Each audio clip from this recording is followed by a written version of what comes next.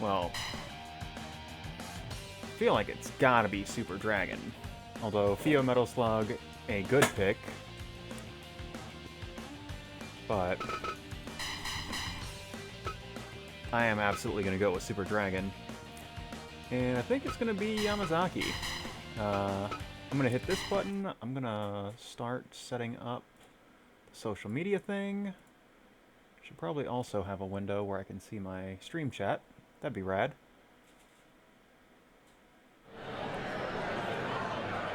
Hi!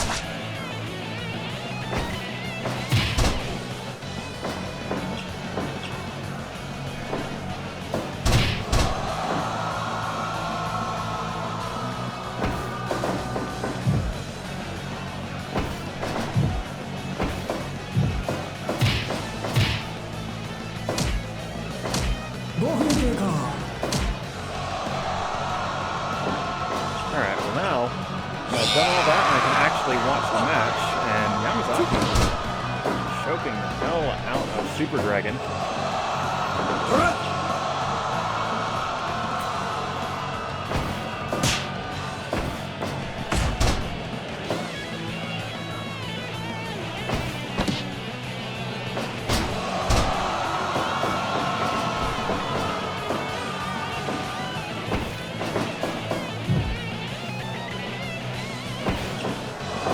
I don't think the like Super Dragon Grip Stomp is a default move.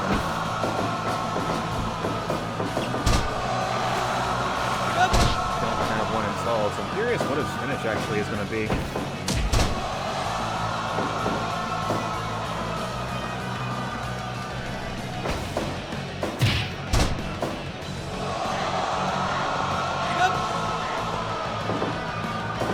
Yamazaki using the ropes there. I mean, he absolutely would.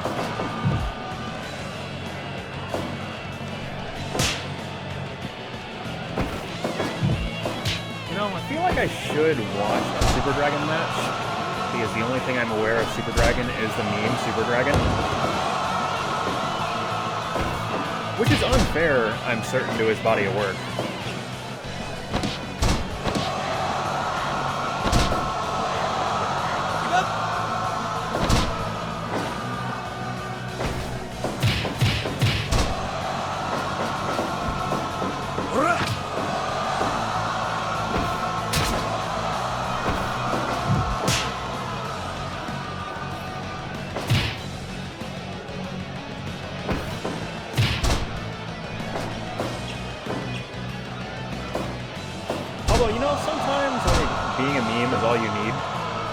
He's like,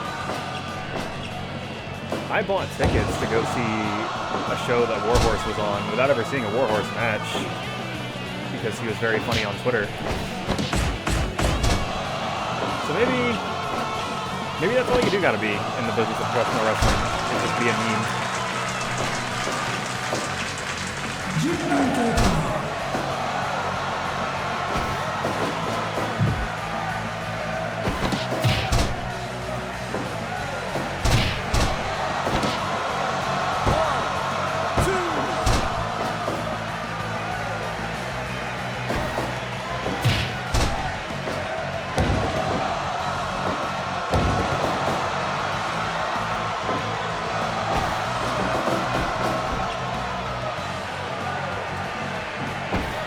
Yamazaki stylish shooter. Probably is.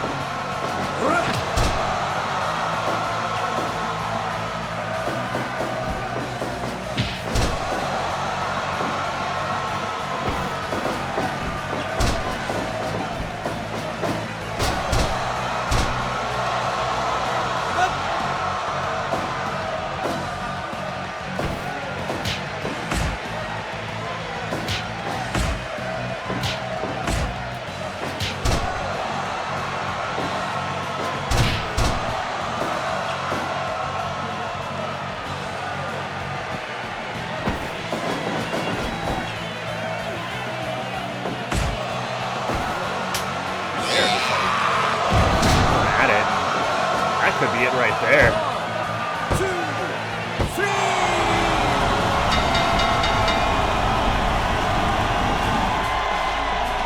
Actually, yeah, the claw choke slam, a pretty good approximation of one of the supers.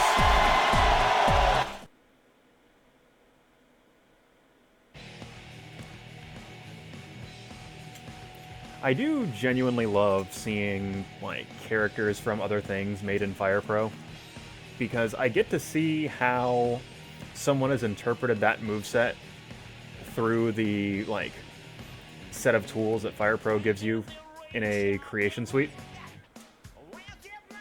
It's always cool.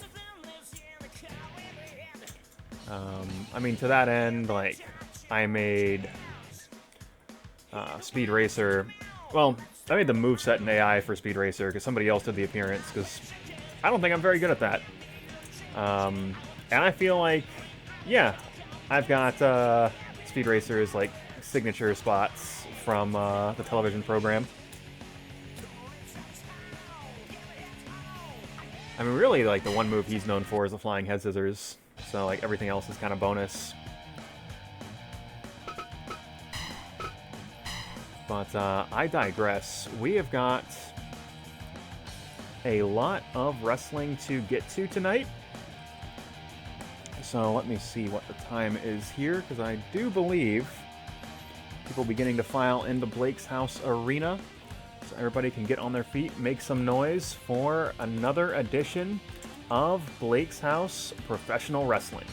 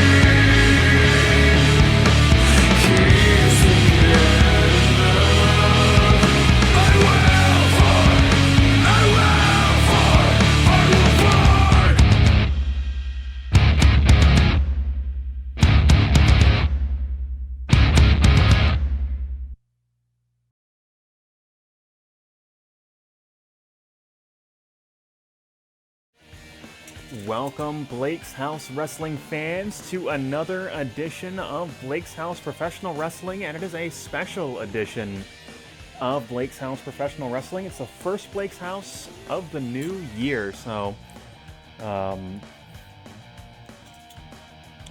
y'all had a good New Year's Eve transitioning into New Year's, and hey, wish everybody the best coming into 2021.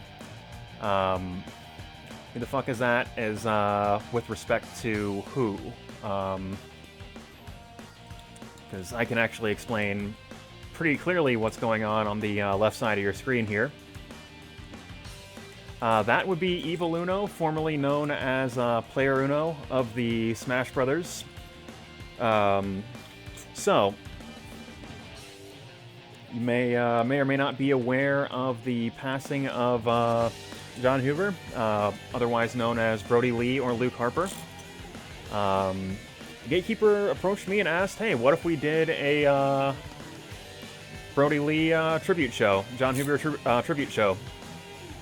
And I mean, hey, the life of a pro wrestler is a tragically short one fairly often.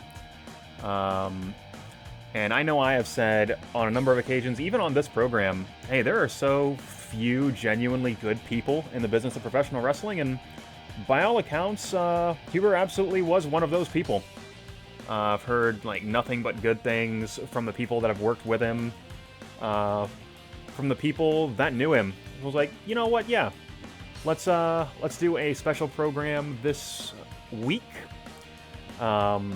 So Huber, best known recently for his Brodie Lee character, who wrestled in All Elite Wrestling, ran the faction The Dark Order, and we've actually done a Dark Order invasion arc on this program once before, so we can kind of tie this into the canon of Blake's House in a pretty meaningful way, as we have got two members of the Dark Order challenging for the Blake's House tag team titles, Evil Uno and Stu Grayson. We're actually going to see a rematch of Brodie Lee versus JBIII later on tonight's program. Brodie Lee's son actually got to book a couple matches on AEW this past week. So one of the teams this week is going to be the -1's favorites team, the team of Orange Cassidy, Cody, and Shawn Spears. And they're going to be going head-to-head with the Alpizars and Princler this evening. Because, to be totally honest, couldn't help myself but book myself in that match. The Dark Order are going to be challenging for the King of Fighters television titles, so, like I said, we are doing the Dark Order invasion one more time, but in celebration of the life of John Huber. But that, of course, is not all that is going on tonight's program. And Eric, I appreciate you dropping in. Of course, this is still a Blake's House Professional Wrestling. This is still the first Blake's House Wrestling of the new year. And we're going to start things off strong. Of course, the staple of Blake's House Professional Wrestling, the Mag.Lo Open Challenge. But tonight's main event, DJ Dix winning the Blake's House Rumble, defeating Mag.Lo as part of the final two. He's earned himself a championship opportunity, and he's going to be going head-to-head with Sterling tonight. But keep in mind, 2 weeks ago, Josh Kaiser beating Dick Boss, getting himself the golden ticket. He very well may see this opportunity that he may want to step in on this one. We will have to see. We'll have to follow that story as it develops this evening, but at the very least, this matchup, as it is written, DJ Dix and Sterling going head-to-head for the Blake's House Wrestling Heavyweight title in tonight's main event. But let's go ahead and get into our first contest of tonight's program. That, of course, being the Dark Order's Evil Uno and Stu Grayson going head-to-head with Idolo and Ramos for the Blake's House Wrestling Tag Team Championship. Let's verify our settings are all right. Yeah, elimination off. So let's get into that match right now.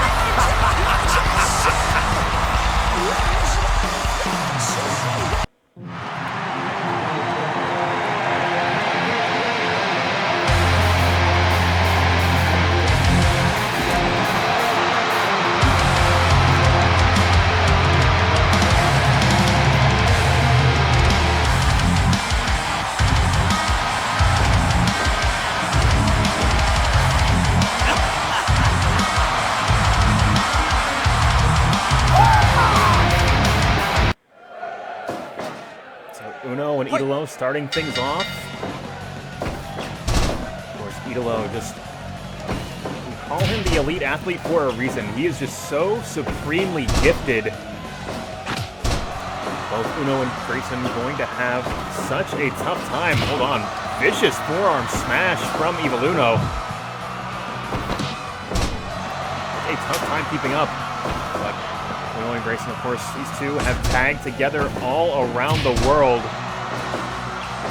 Now, the edge that the mixed wrestling organization teams typically have in these tag team matches is chemistry.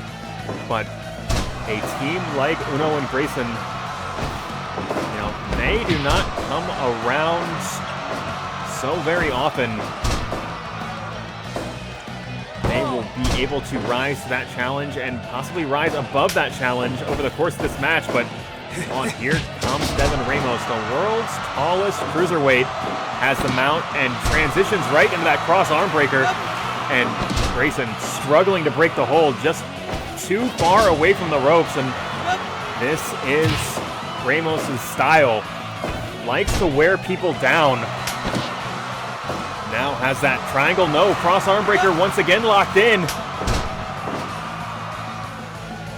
Submission specialist of this tag team unit. And going right into that cross knee breaker as well.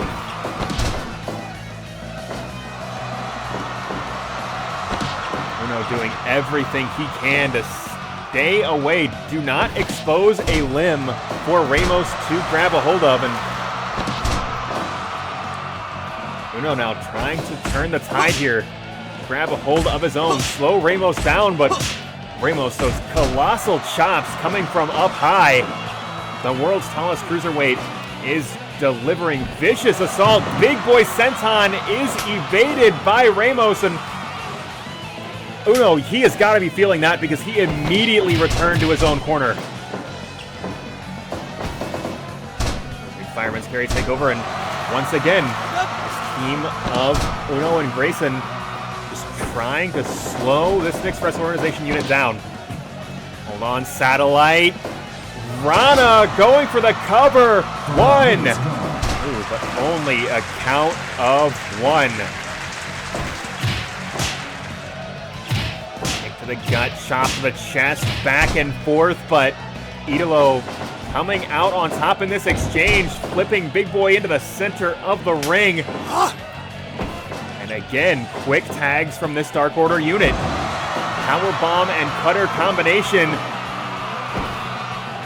Uno pushed back into that blue Gatorade corner, and Idolo just making a tag of his own. And Ramos, just the workhorse of this team, at least thus far in the match, as he is just so quick to grab a hold, so quick to try to dismantle his opponents.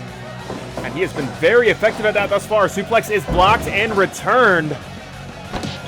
Ramos once again pulling Uno away from the ropes. Rolling through cover. Only a count of one. Uno trying to bring this back into his own corner. Trying to break the back, make Ramos humble.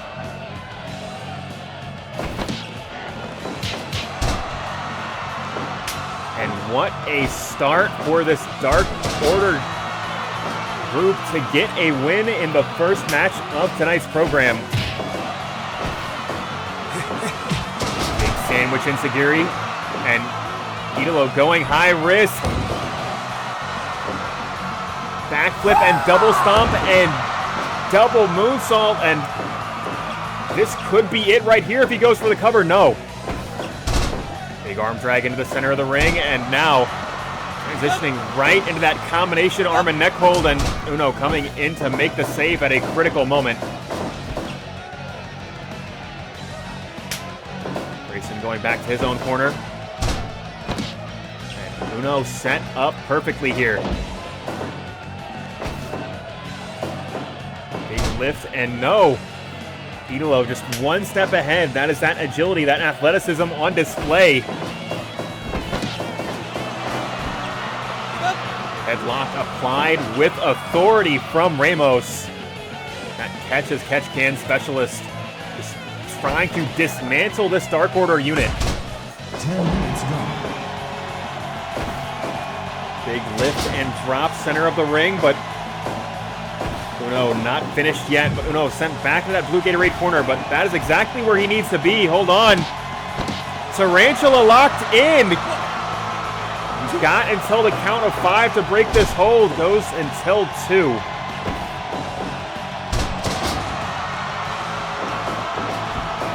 Ramos now flipping big boy of his own. We're going high risk. Ramos on fire right now. Hold on. Suplex is blocked, and oh my God. Avalanche tombstone just flattening Ramos. Ramos scrambling back to his own corner. STO and sweep connecting, but desperation neckbreaker from Stu Grayson.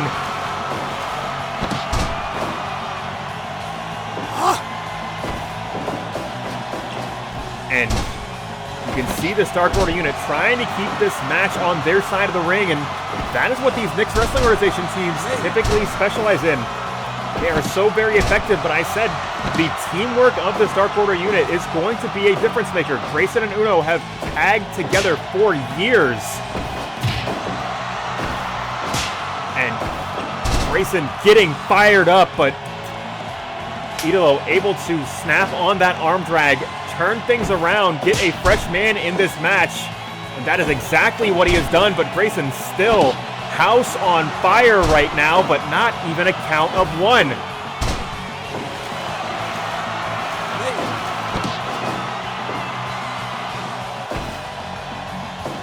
And once again, STO and sweep combination, but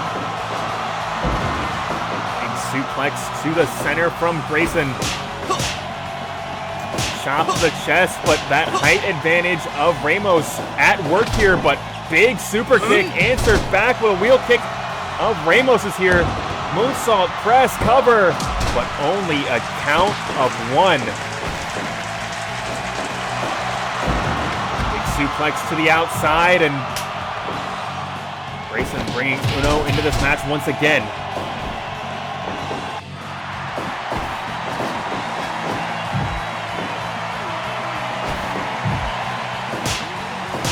Series of vicious chops from Evil Uno.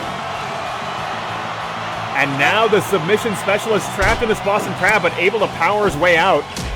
Taking the leg and knee bar locked in, and Grayson's got a long way to go.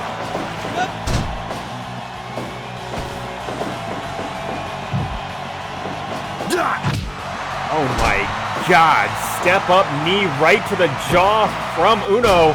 And Uno now starting to fire up.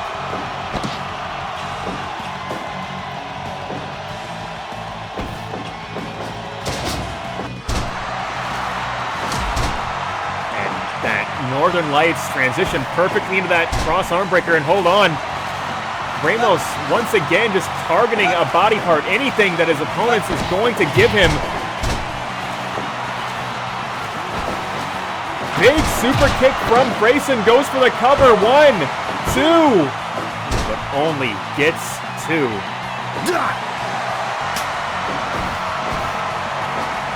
And again. STO and sweep combination, and Idolo double moonsault cover. 2, 3 count fall.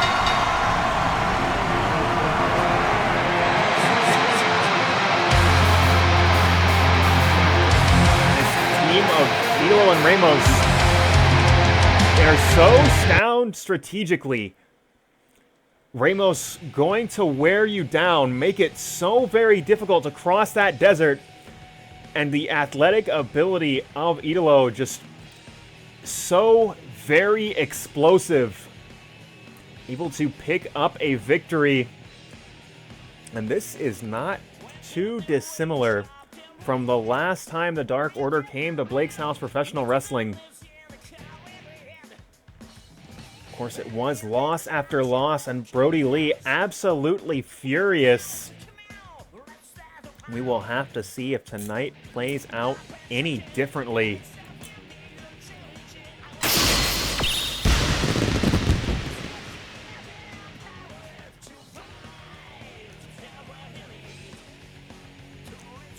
But we are going to keep this show rolling here. And in addition to this being a special program, we are still running Blake's House Professional Wrestling, and that means we are going to be seeing some of your Blake's House Wrestling stars as both Tyler and Antonio really trying to climb the ranks here. Both of these individuals, members of trios units that are trying so very hard to get back into that KOF TV title picture. But Antonio, Tyler, I'm sure more than willing to accept some singles accolades should an opportunity provide itself to them. Well, either one of these individuals can get one step closer to that with a victory tonight.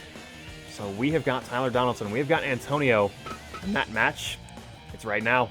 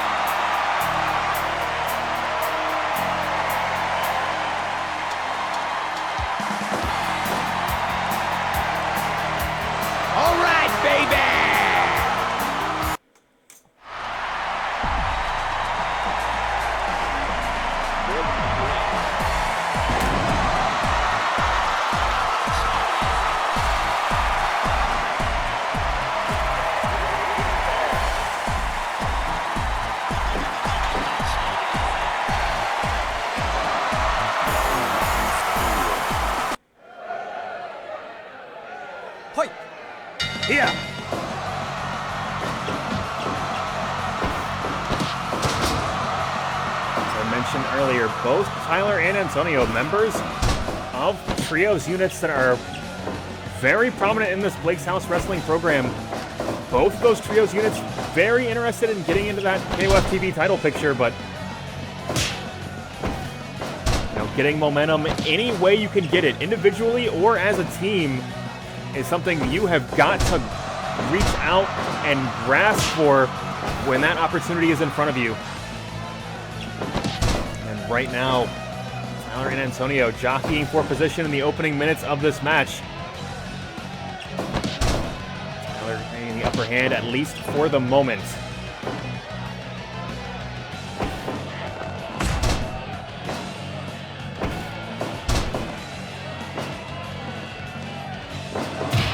Getting kicked to the gut from Antonio, and both these men just running the width of this ring, but neither of them really able to get this thing dialed in. Long series of kicks to the chest.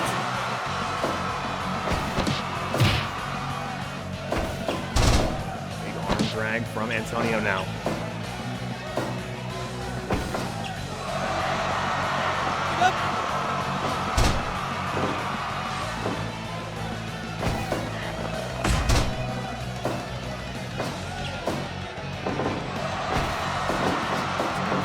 the ropes, but hold on. Big springboard off the second. Antonio making sure Tyler knows exactly what he is up against. And Tyler answering back by targeting the legs right away, trying to take away some of that agility advantage. And I'm sure Tyler not used to being the slower wrestler in the match. Antonio just so well versed in that lucha style. Big step up enziguri and colossal knee drop to the neck. Tyler doing everything he can to keep Antonio grounded, and that is exactly what he has got to do if he intends to win this match.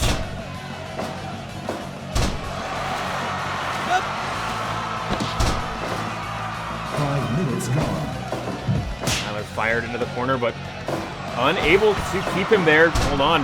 Mount tackle is blocked, but Antonio getting the upper hand, and you can see Tyler's face bounce off that bottom turnbuckle. Ask him.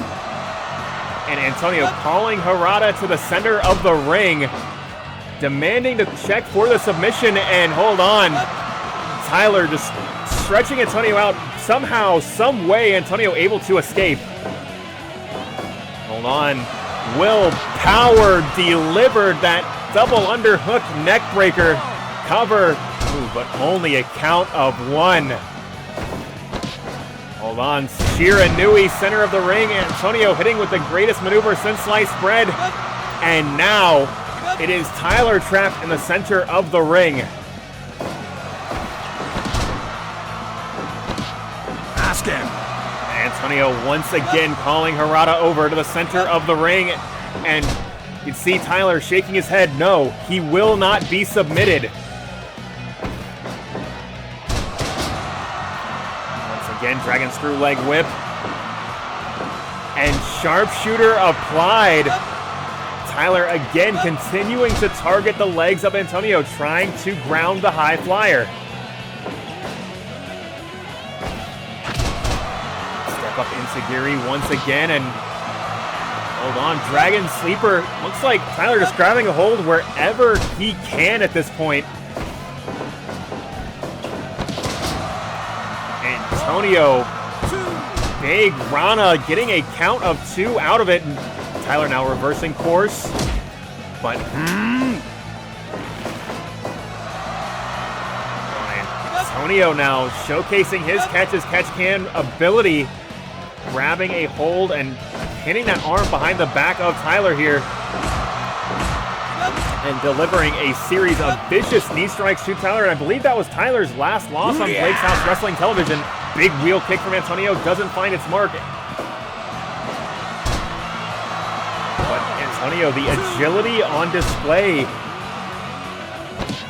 Antonio just continuing to put on a clinic, and Tyler just doing everything he can to wear Antonio down, to slow him down, but Antonio won't be stopped. Once again, big wheel kick. Silva doesn't find its mark, and Tyler attempting to slow Antonio down further with that octopus hold, but Antonio able to escape. Big lift and drop, and Antonio tumbling to the outside. Tyler taking a moment to breathe. Antonio not wasting any time, getting back in the ring, and the big wheel kick will connect. And Tyler dazed, so here is a second one. Do not adjust your set. As wheel kick after wheel kick incoming, and Tyler finally able to escape the third, and once again just grab a hold, doing whatever he can to stop the onslaught from Antonio. Going for that Rana, it is blocked, and Tyler stacking him up with that powerbomb, but only getting a count of 2. And again, Tyler just trying to cool off the momentum of Antonio, but Antonio, like a Terminator, just keeps coming. Big super kick from Tyler, going for the cover. 1, 2. Oh my God, so close. But somehow Antonio able to kick out. Double underhook. Will Power in the center of the ring, but Antonio is not finished yet. And that could cost him. Antonio trapped, center of the ring. There is nowhere for him to go, but finally able to power out of that hold. But after so much sustained damage, big cutter from Tyler, goes for the cover. 1, 2, this could be it. 3, count, fall.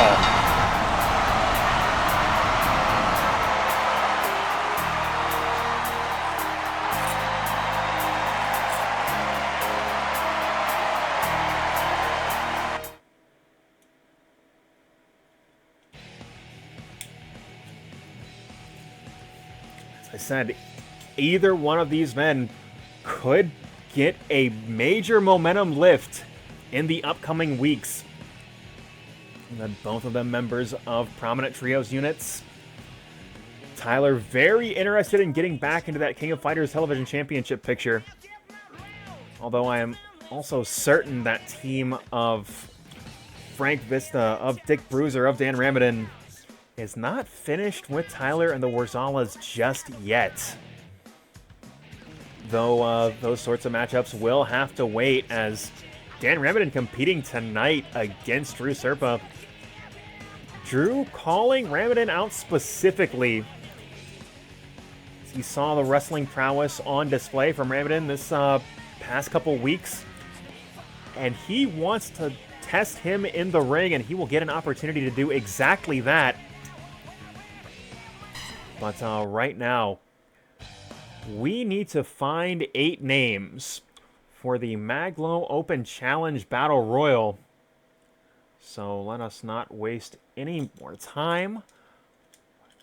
This is, of course, the audience participation part of this program. If you've got a name you would like to call out, feel free to do so. I am going to fill a couple spots myself. You want to see a Tekken character? I can make a Tekken character happen. However, let's go to the video games zone.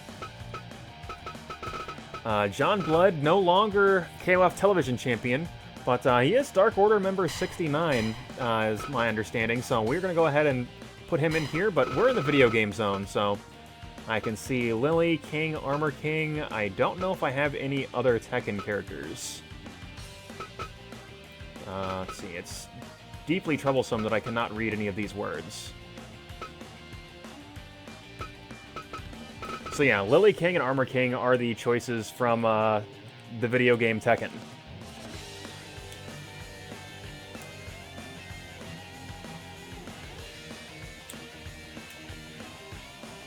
Let's see, Lily and Chris Redfield. I can make that happen.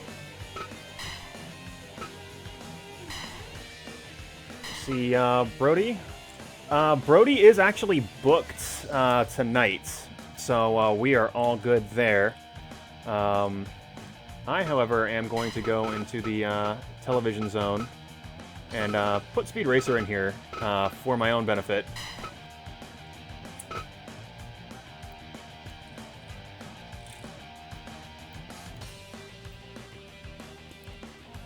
Let me see. Actually, yeah, let me see what options I've got in WWE. Because I might not have Rowan. I definitely have Wyatt.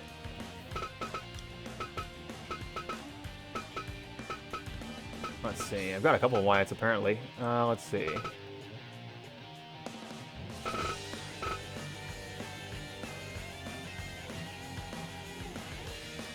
So yeah, I will go ahead and drop Wyatt in there. And you know what? That one is actually on me. Hey, John Huber had a much longer career than just working for AEW. And most of the focus of tonight's program with the guest characters is going to be Dark Order guys. Want to see your Uncle Eddie? I can make that happen as well.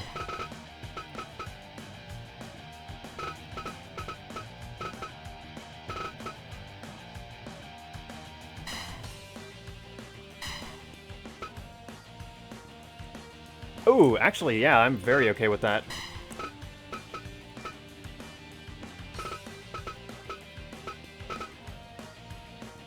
Like I said, I know that, hey, he had a much longer career than just the past year working for AEW, so yeah, if you want to call some names out, you are more than welcome to do that.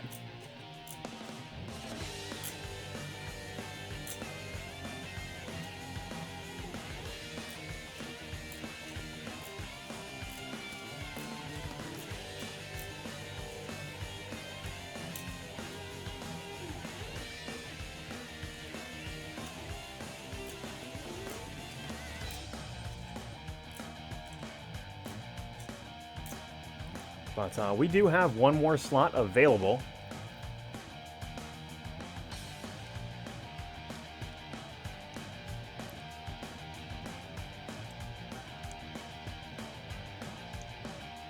So whatever you guys are interested in doing, it is all good.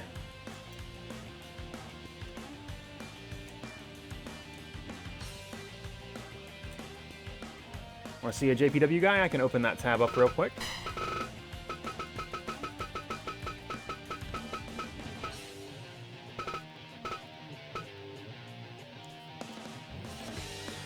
Not gonna lie, I legitimately forgot that JPW All-Stars won the Trios title when I started writing this show earlier today.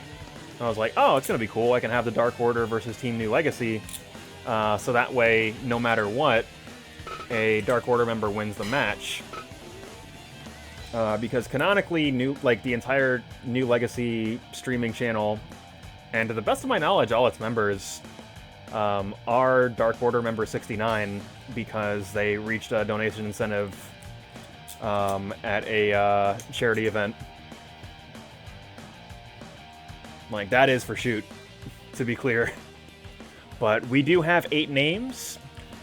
One of these individuals will have an opportunity to challenge Mag.Lo in the Mag.Lo Open Challenge.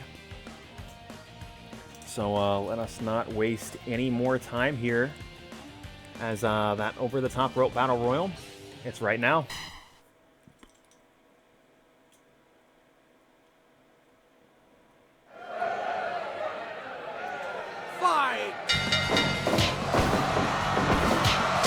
Cesaro already the feat of strength with that gut-wrench suplex, but it's going to be so very difficult to keep track of everything going on in this match, especially in the opening minutes. Chris Holder, puncher, Redfield, double powerbomb to Cesaro, but it is still just chaos in the ring. Racer unable to best John Blood to test the strength, but John Blood just such an unpredictable force, and we saw him for weeks in that King of Fighters Television Championship match, but once again operating as a singles unit as Speed Racer suplex, barely able to protect himself, staying in the ring. Of course, this is over-the-top rope battle royal. If your feet touch the floor, you are eliminated. Distinctly different from the Blake's House Rumble, where it is specifically over rope eliminations only.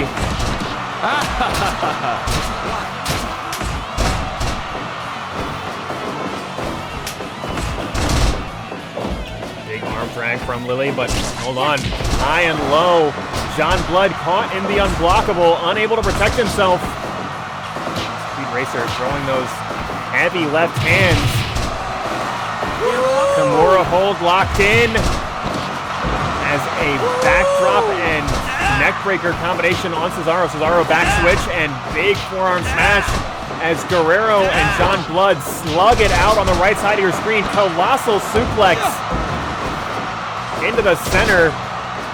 And we are no closer to an elimination than we were at the open of this contest. Hold on. Satchwell going for a cover. John Blood going for a cover, but only a count of 1.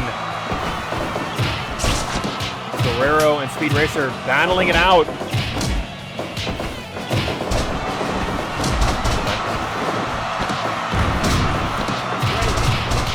Again, all 8 of these individuals keeping this fight away from the ropes. They know just how dangerous that part of the ring is.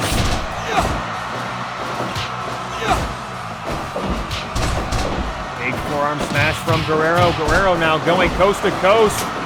And shotgun drop kick right to the face of the Rochefort. Big neck breaker as Satchwell, hold on, inverted brain buster to Speed Racer. And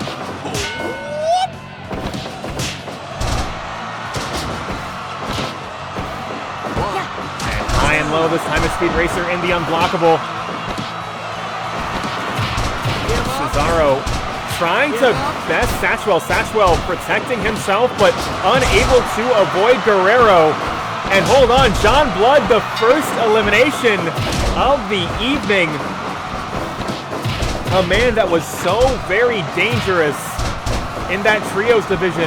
The first elimination in this battle royal. Dark Order member 69 sent to the back.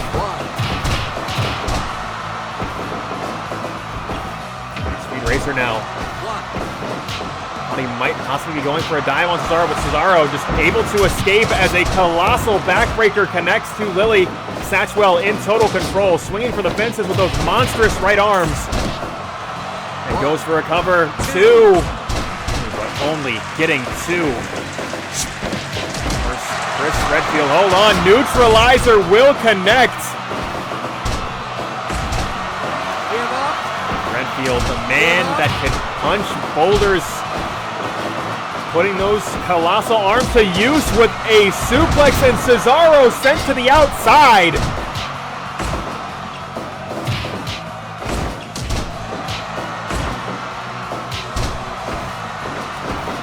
We are down to 6. As Lily goes for the cover, 2, but only gets 2.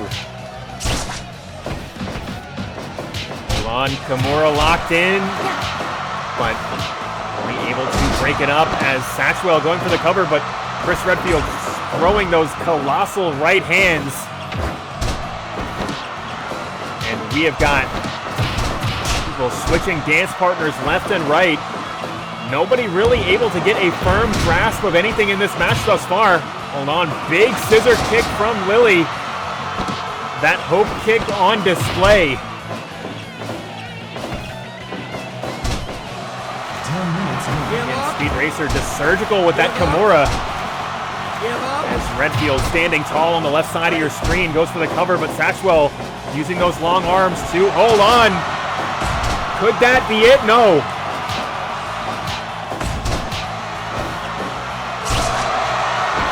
Satchwell getting himself fired up.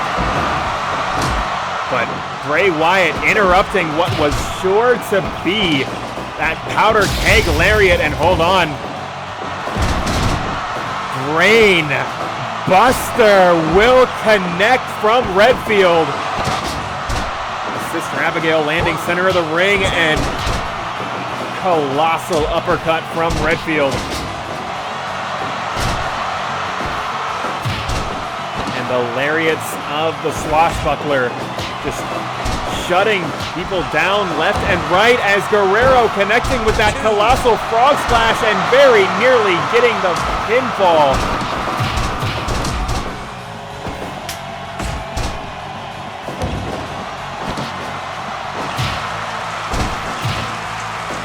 We have been down to 6 for so very long. Surely an elimination is coming, but big super kick from Lily. Redfield, huge lariat, and Satchwell barely hanging on.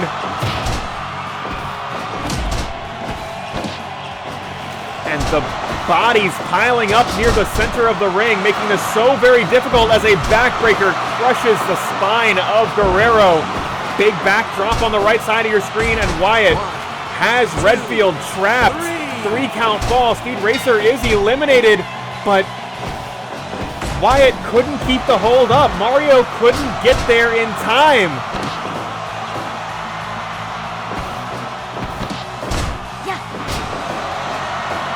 Twisting neck breaker, but not enough.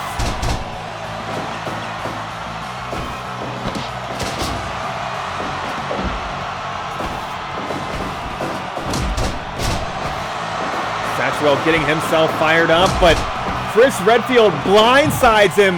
Satchwell is dazed, and Wyatt shuts him down. Give up. Give up. Really using those long legs to push off the bottom rope. Mario doesn't see it as a elbow drop drives right into the heart of Six Pockets.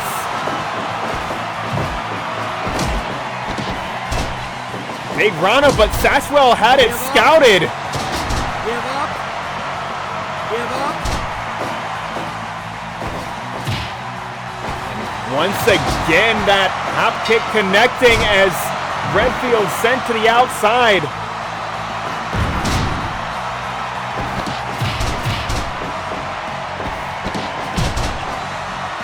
Pushing off.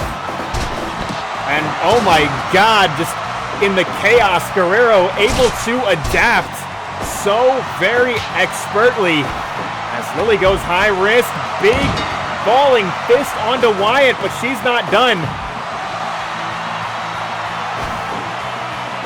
Hold on, suplex is blocked. Guerrero saving himself from elimination. And going, hold on, brain buster flattens Lily Rochefort as Wyatt going for the cover. 1, 2, and no, Lily breaking it up. Wyatt's been busted open. This is anybody's match, folks. On powerbomb, stacks him up, cover, but no.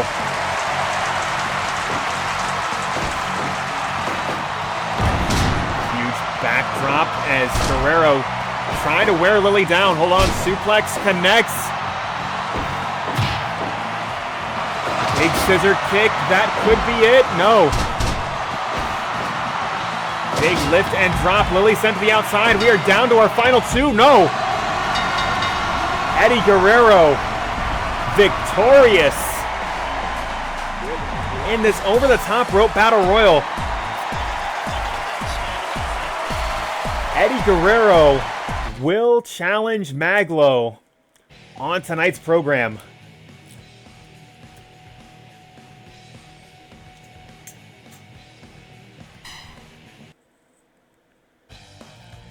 And you know, like, the popular answer to who is the greatest wrestler of all time, the ones, at least if you're an American, the ones that you're always going to hear are Flair, Bret Hart, and Shawn Michaels, in a lot of cases in that order. Eddie Guerrero belongs in that conversation. Like, he might be my favorite wrestler, like, as an adult. Because obviously, when I was a kid, it was Austin all the way.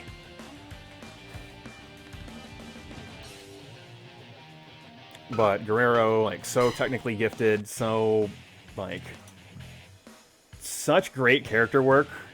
Oh, yeah. Honestly, him in the mid-2000s was just spectacular. Because him versus Brock was amazing, him versus Angle was amazing, him versus Benoit was amazing.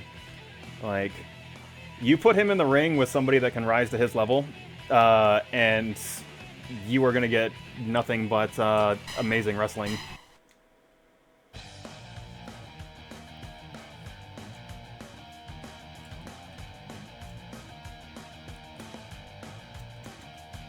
And, like, his character work was great, too. Like, he was funny when he wanted to be funny. He was cruel when he wanted to be cruel.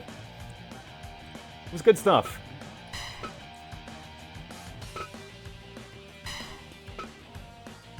But I digress. We've still got a lot of wrestling to get through tonight. And I mentioned that we've got the -1's favorites team tonight. And what that means is, let's see.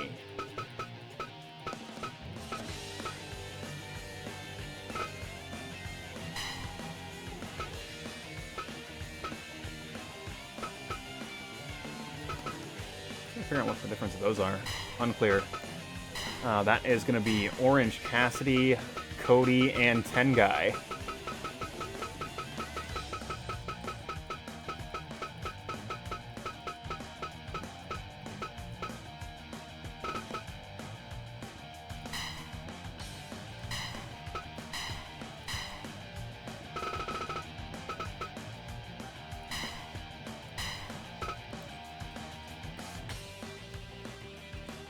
In some 6-man tag team action.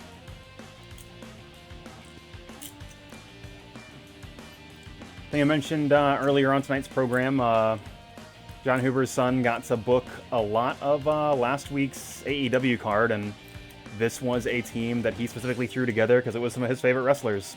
And that's really cool. Like, you love to see a wrestling company showing some compassion. You truly love to see it. So, we're going to get -1's favorites team versus the Alpizars and Princler. And that match, it's right now.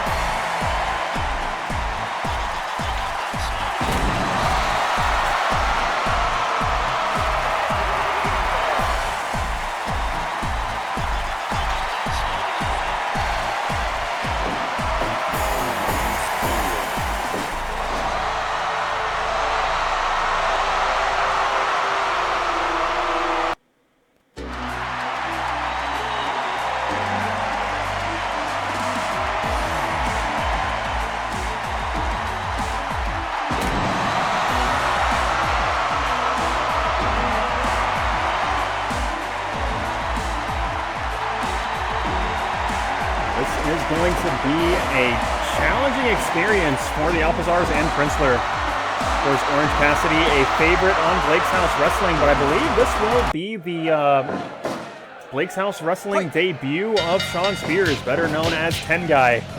I believe this might be the Blake's House Wrestling debut of Cody as well.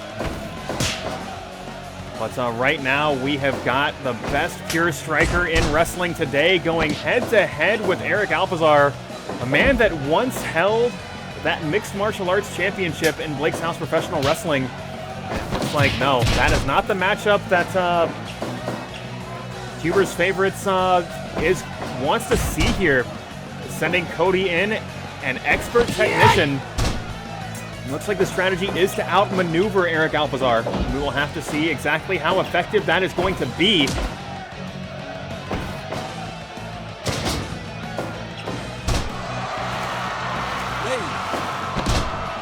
Alpizar locking on that knee bar, throwing those right hands, and now it looks like Spears is the legal man for the blue Gatorade corner. And frequent tags appears to be the name of the game. Maybe it is not matchups that this team wants to exploit, and Alpizar bringing Princler into this match now. And we have gone from pure striker to submission specialist. We'll have to see if that change in strategy is going to affect Viewers' Favorites team at all. But right now it looks like Spears more than willing to slug it out. Willing to trade if he needs to. Of course, this match is first fall to the finish. This is not elimination tag, as is typically the case in the trios matches on Blake's House Wrestling Television. We will have to see exactly what sort of options. Hold on, big kick right to the back from Princler now. Princler not allowing Spears to tag out. And hold on, the Alpizar is already clearing off the apron, but taking a little bit too long. And again, Princler bringing this back into that orange Gatorade corner.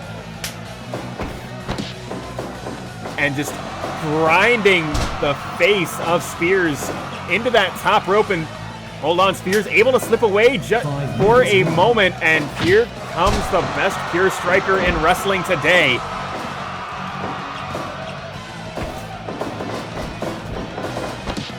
Hold on, satellite DDT. And Orange Cassidy is fired up, coming out in rare form out the gate here.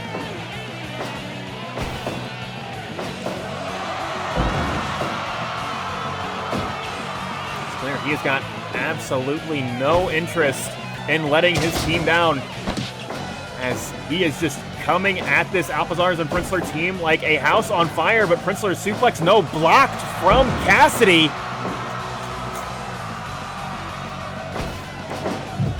Princler doing everything they can to slow Orange Cassidy down, but Cassidy is somebody that cannot be stopped. You can only hope to contain him. Princler attempting to do exactly that. And there, that vicious shot to the chest from Cassidy. But big knee drop right to the back of the neck, and that's going to send Cassidy back to his own corner. As here comes Cody Rhodes. Double suplex connecting, and Princler laid out on the mat. No, Princler rolling through, but Cody right back at it. A professional's professional, trying to keep on Princler when they are down.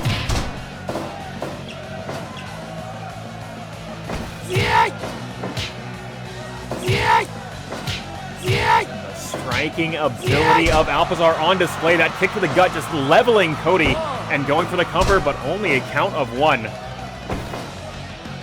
Big suplex connecting as Cody creating a little bit of space here.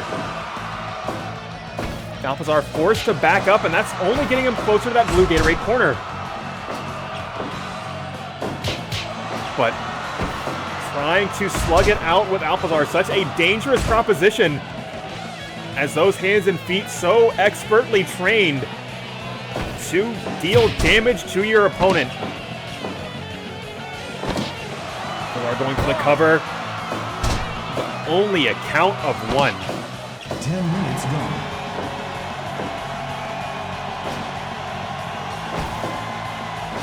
Hold on, suplex connecting once again. As Cody going back to basics here. Just using those fundamental holds because it is going to keep his team, or it's going to give his team the ability to maintain that advantage. But Alpizar slugging it out with Cassidy, and that is so very dangerous. As I said, he is such a gifted striker.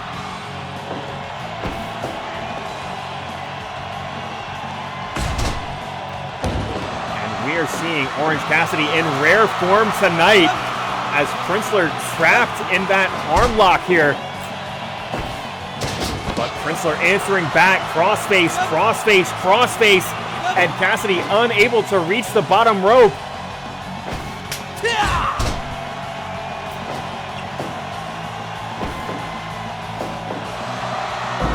Big lift and then drop. Orange Cassidy once again in the driver's seat.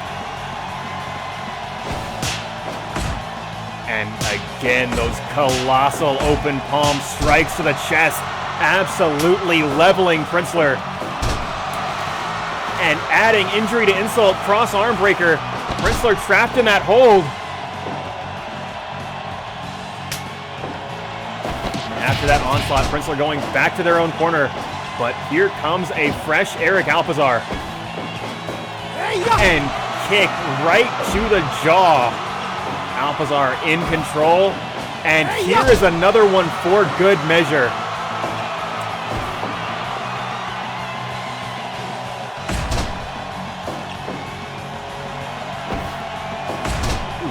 Big elbow right to the forehead. Cody just knee to the gut, elbow to the face. Just again sticking to those fundamental holds, but Alpizar crushing Cody with that Brazilian kick. Utilizing his expertise in the martial arts, just extending that leg for maximum damage.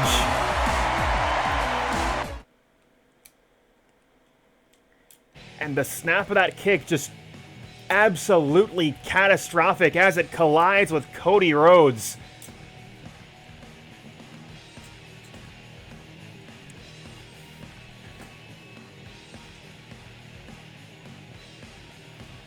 And once again, this AEW Invasion team just stopped cold here.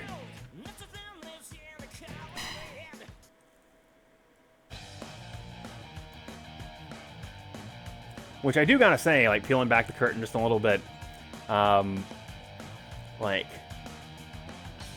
Uno and Grayson is kind of whatever, as they are kind of the grunts of the, well, maybe not to the extent that Silver and Reynolds are the grunts of the Dark Order, but, like, them losing makes sense. I was actually kind of hoping that Huber's Kids' favorites team won this match. But the game, as they say, will be the game.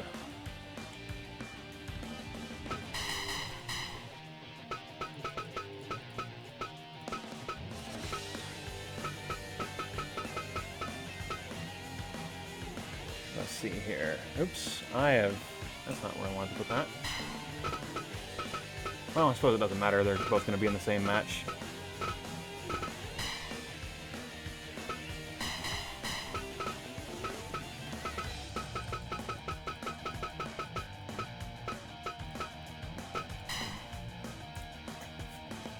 Of course, if you saw 2 weeks ago, Dick Boss losing that golden ticket opportunity, the right to challenge for any title at any time on Blake's House Wrestling Television. He has got to be absolutely furious, and he is looking to take his aggression out on somebody. Well, Zero Lopez certainly is somebody. Zero Lopez, somebody that was actively seeking a championship opportunity. Somebody that competed in that Blake's House Rumble. Somebody that competed in #1 contenders matchup after number 1 contenders matchup, just not quite able to cross the finish line. So you got to figure both of these individuals deeply frustrated with some of the outcomes of the program 2 weeks ago. But as is the case in the Thunderdome, 2 men enter, 1 man leaves. And we will have to see just which one of them is going to be starting 2021 on the right foot, because that match is right now.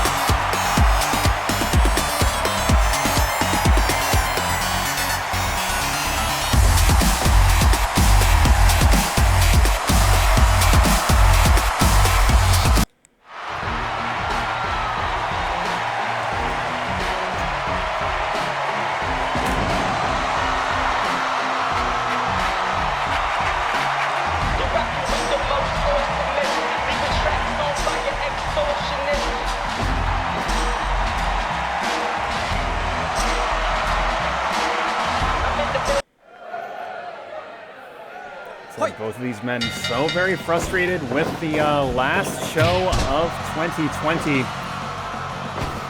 Is 2021 going to be the year of Zero Lopez? Is 2021 going to be the year of Dick Boss? Well, tonight is an opportunity for a fresh start. It is an opportunity for a clean slate. But one of these 2 men will start this year with a notch in the win column. One will not, and power of Dick Boss just so difficult to overcome. But Zero Lopez, a man that can come at you from a lot of different ways. He is going to utilize every one of those ways to keep Dick Boss off balance. As a big sit-out facebuster will connect, and an elbow right to the side of the head, but Dick Boss coming up, swinging, lift and drop, center of the ring, and Dick Boss just pounding the head of Zero Lopez into the mat, and Zero answering back with that scarf hold, trying to take the air out of the lungs of Dick Boss.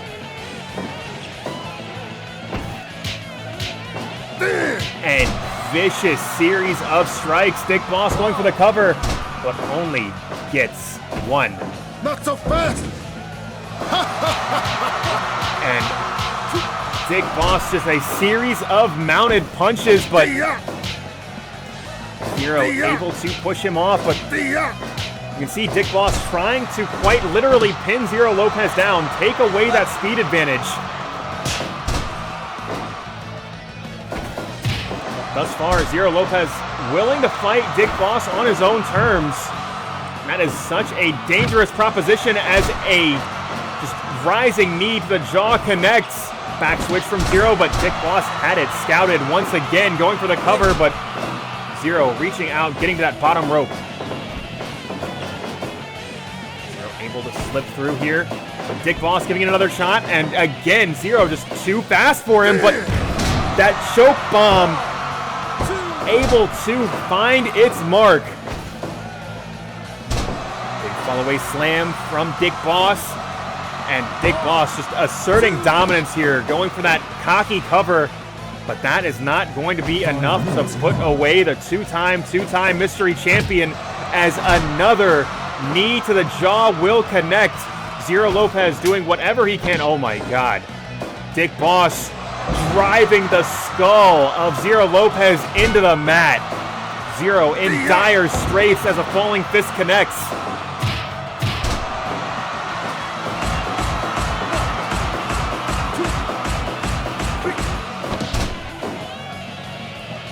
Got to be careful not to get himself disqualified here. He got himself counted out last week, just focusing a little bit too much on that extra aggression. Kaiser able to turn it against him. That could cost him tonight as well.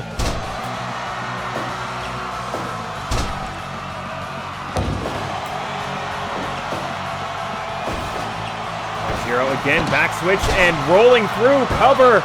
2, but only gets 2. Hold on.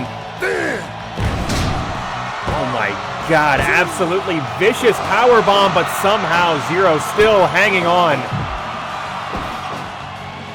Zero taking this high risk. What the hell has he got planned here?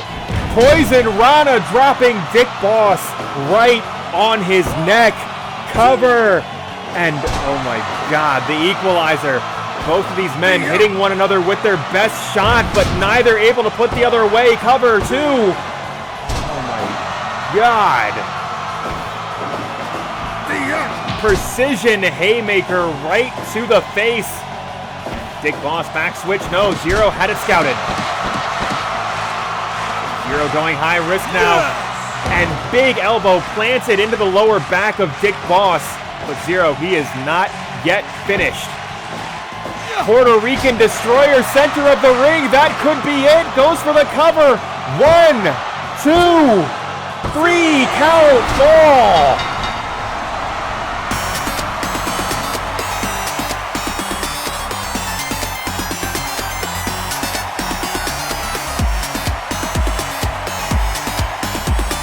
And as I said, only one man going to come out tonight with a notch in the win column. Zero Lopez overcoming the odds, overcoming adversity as Dick Boss sought to pound him into the canvas. But Zero Lopez just a little bit too quick for him. And that agility advantage paying dividends in the final moments of the match. As Zero able to set up that Puerto Rican Destroyer and pick up the victory tonight.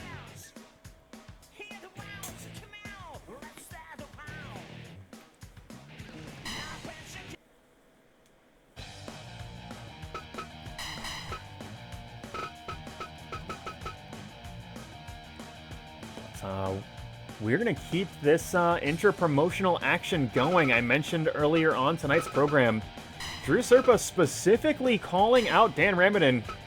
He saw just how effective a wrestler he could be. And he wants a shot at that himself. So we are going to get... To call this a wrestling match would be unfair. Dan Ramitin has a lot more tools in his repertoire than Olympic-style wrestling, but Ramitin showing a lot of versatility, and Serpa looking to challenge that versatility tonight, because that match is right now.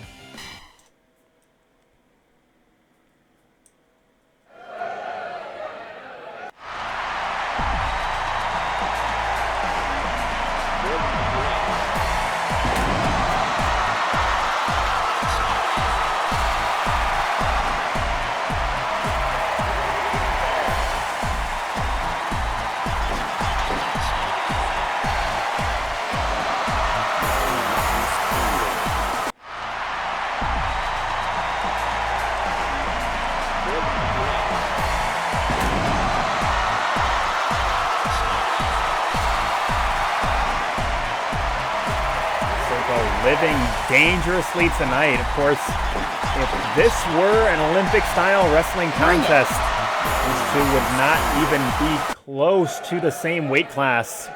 But Drew already starting things off strong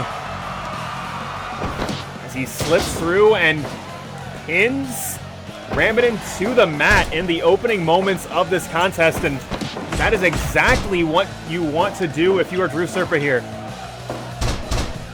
He wants to prove that he can out-wrestle Ramitin, but that Ramitin has so much more at his disposal, as that power offense so devastating, so tremendously effective, as he lifts and drops Serpa to the mat, and Ramitin is already fired up. On back switch and suplex connecting from Serpa. Just the explosive power on display, and now he's got that choke locked in. So these two men would not even be close to the same weight class in an Olympic-style wrestling match, but the expert knowledge of leverage and technique from Serpa allowing him to just drive Ramitin into the mat. Ramitin going for a cover of his own, one, but only one, as both men scramble to their feet. A palm strike from Serpa, but back switch once again, and another explosive backdrop. Ramitin able to evade that roll up once again, but Drew in control, going for a cover, but only getting one. Japanese-style arm drag and a guillotine across the throat. But Drew just trying to put on a wrestling clinic, pinning Ramitin to the mat every chance that he's got, and this time that back suplex was well scouted by Ramitin, delivering that monstrous elbow right to the heart of Serpa. But again, flashy roll-up, but not even a one count. But here is another one for good measure. And that quick open palm strike, Antonio calling it the 3-frame jab, just measuring his distance so effectively. You want to stay out of your opponent's effective range, and if Ramitin gets a hold of you, the match is as good as over, as he slams Serpa into the mat once again and continues to try to take the legs out from underneath the legs of Serpa, try to take the base away from that explosive suplex. On mount tackle is blocked, but once again, Drew just putting that wrestling knowledge to work. Back switch. And back suplex is blocked. These two men just so very well versed in each other's offense. Hold on, gut wrench suplex out of nowhere, but Ramitin rolling right through it. Olympic style slam. And another guillotine right across the throat. Vicious series of knees to the face, and Dan Ramitin now in the driver's seat, going for the cover. One. Only getting one as Serpa powering back up to his feet. And Dan Ramitin once again showcasing he will not be made a fool of. If you want to try to out-wrestle me, you are going to have to beat me every time.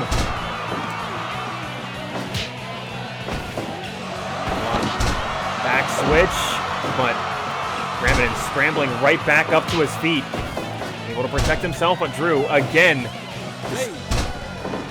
That pin attempt, but hold on, suplex, and Drew again sent tumbling to the outside, and vicious double axe handle from the apron, and Drew in a dangerous place as this brawl spills to the outside of the ring.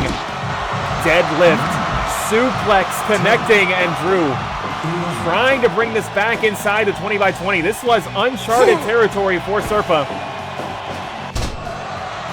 And again, going right back to that choke. And Ramitin struggling to break the hold, but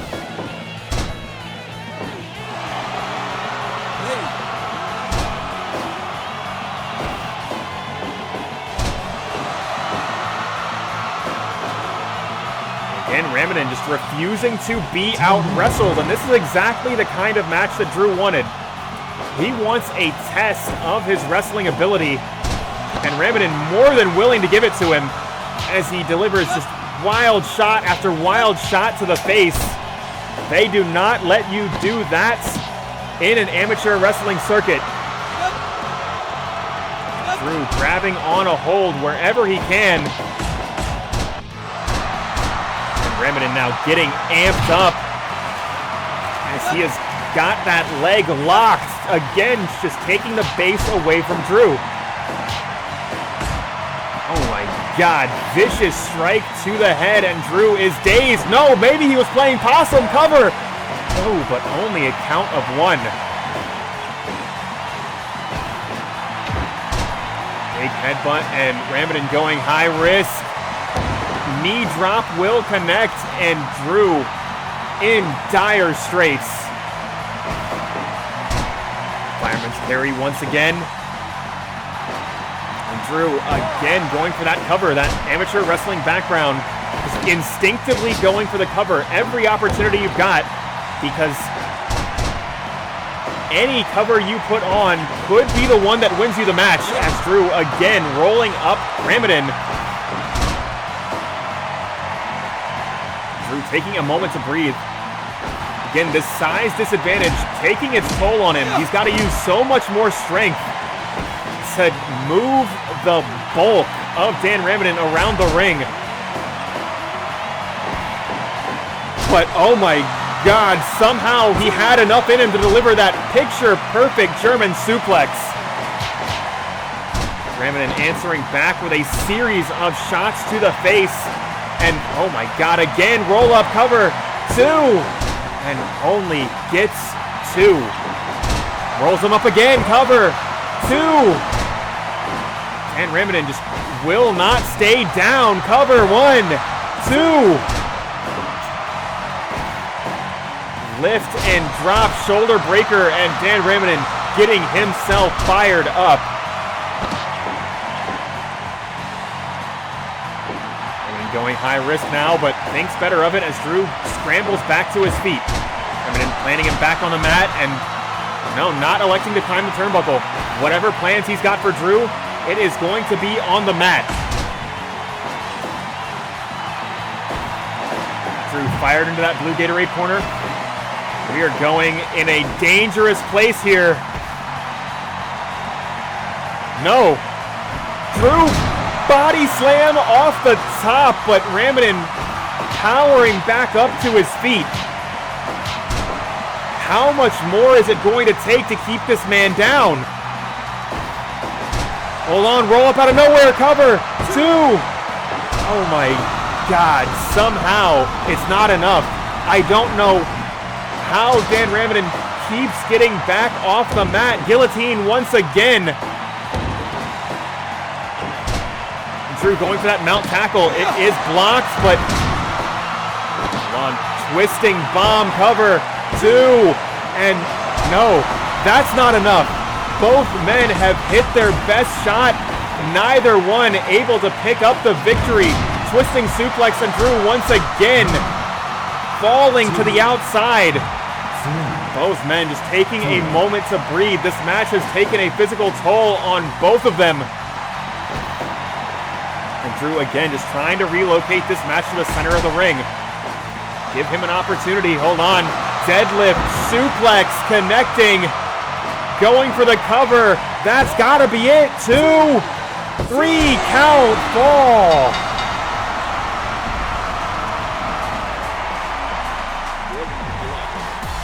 Drew calling out Dan Ramitin, saying, I can out-wrestle anybody, and making a strong case tonight.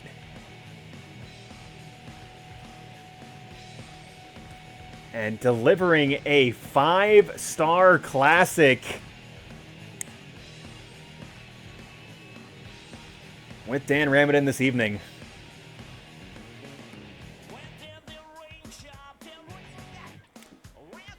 I gotta say, Nick, I am certain this was not your intention when you built him, but you've accidentally made a very entertaining, like, wrestler-ass wrestler.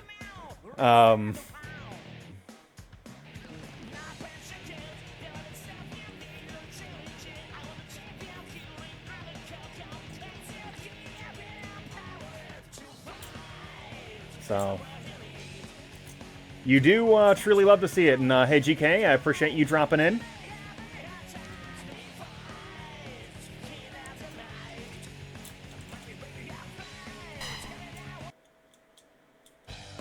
But it is all good as far as that goes. I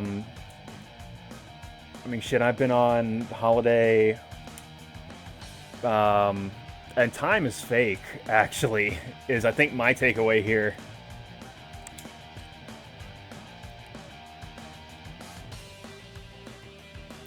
But I go back to work this week, so you know, won't get to have too much more of that vacation life. But is what it is there, you know?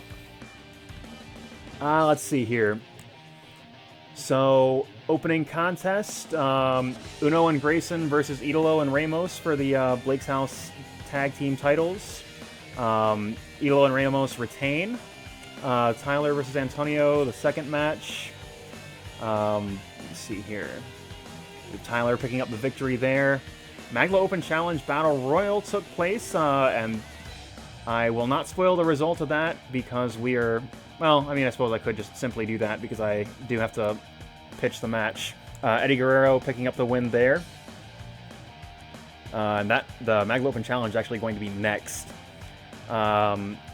Huber's Son's favorites team, Orange Cassidy, Cody, and 10-guy Shawn Spears taking on the Alpizars and Princler. The Alpizars and Princler winning as Eric Alpizar just took Cody's head off his shoulders with a Brazilian kick. Zero taking on Dick Boss. Zero beating Dick Boss. And then you just caught the tail end of Dan Ramitin versus Drew Serpa. Drew picking up a big win there. And this is looking a lot like the last Dark Order invasion, where the Dark Order are just getting... are just showing their entire ass on Blake's House Wrestling Television, which was, I assure you, not my intention. Your match has not happened yet, and I did explicitly state that, yeah, you are getting a rematch with Mr. Brodie Lee. In the post-show, I'm going to talk about that match specifically.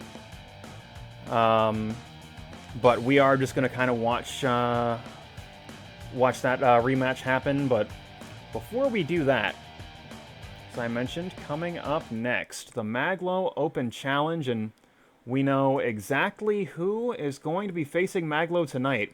The man that overcame, excuse me, the man that overcame 6 other individuals to earn a shot under the spotlight. One of the best to ever do it. If I can find him on the roster is, of course, the trouble here.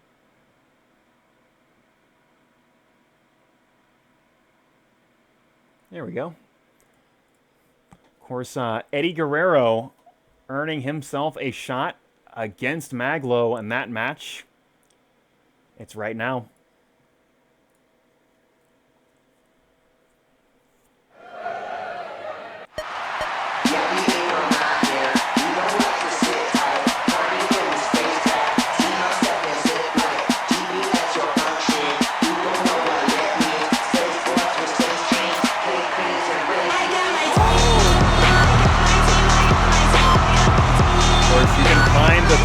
Mag.Lo team and more at maglo.bandcamp.com. Mag.Lo not looking to sell records right now. He is looking to defend the honor of Blake's House Professional Wrestling against any and all comers. And tonight, that challenger is going to be Latino Heat himself, Eddie Guerrero.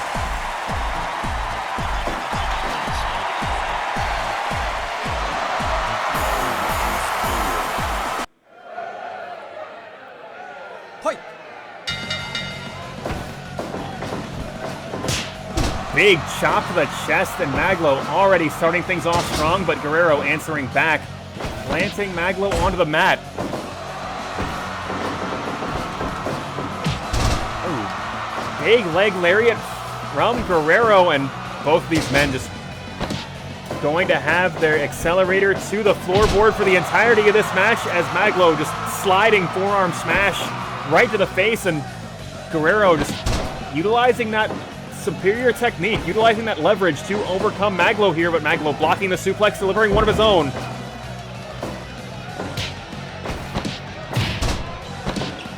hold on, Guerrero rolling through, but not even getting a count of one. It's going to be so much harder, and Mag.Lo, hold on, already going to those fan favorite holds, that patented spinning toe hold, and that has woken the crowd up.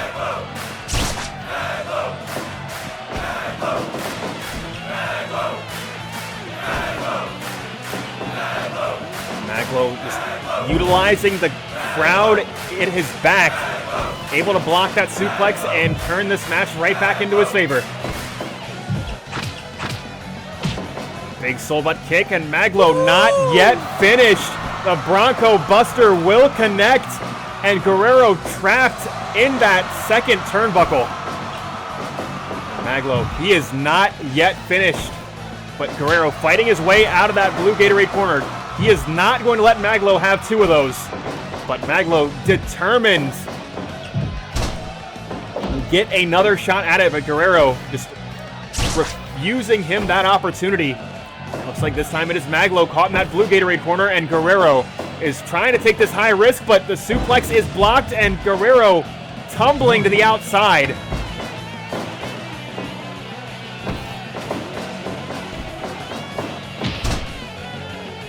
Mag.Lo going high risk. Big diving elbow, but Guerrero, the master of playing possum, rolling out of the way at the last possible moment.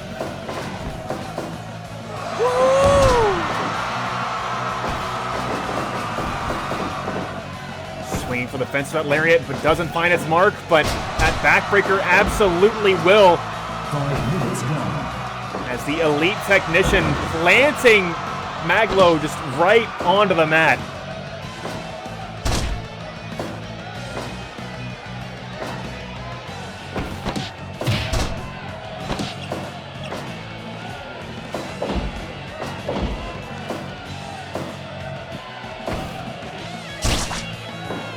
Thumb to the eyes from Guerrero, but Mag.Lo seems to be unfazed.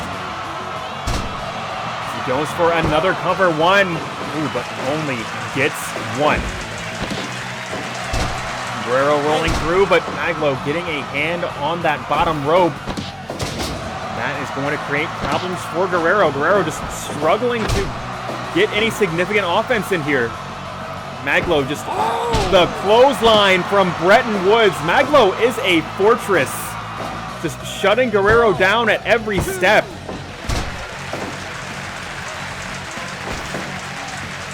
And Guerrero, big vertical suplex center of the ring. Guerrero just needs a momentum shift badly, but Mag.Lo just denying him every opportunity.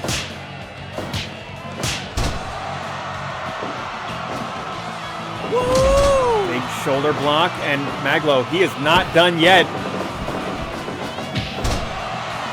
Big hooking lariat and shotgun dropkick right to the face.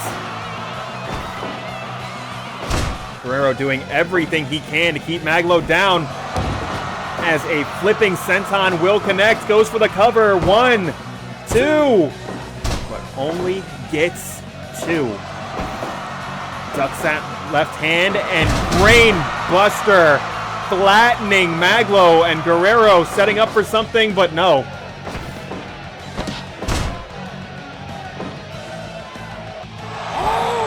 Mag.Lo this time able to connect with that big elbow drop off the top.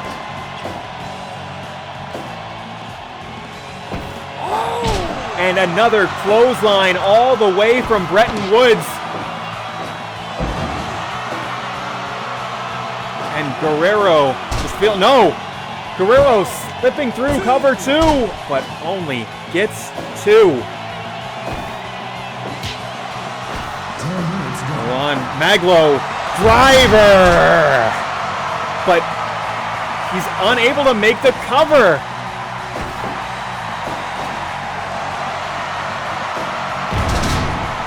And just colossal powerbomb into the center, and that nearly did Mag.Lo in right there.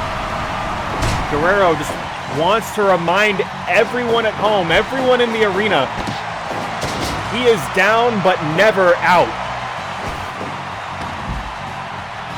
Hold on, Mag.Lo just sending Guerrero to the outside, getting a moment to breathe.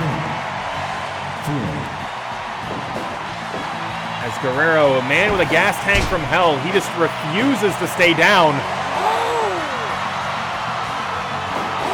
And a drop kick. Mag.Lo's been sitting on that one for nearly 12 minutes, but Guerrero, brain buster, flattens Mag.Lo, and he is going up top.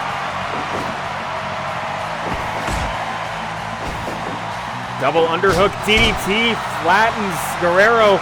This is a great opportunity for Mag.Lo. He doesn't seem to think that's enough to put him away, and he might be right. Guerrero getting himself fired up.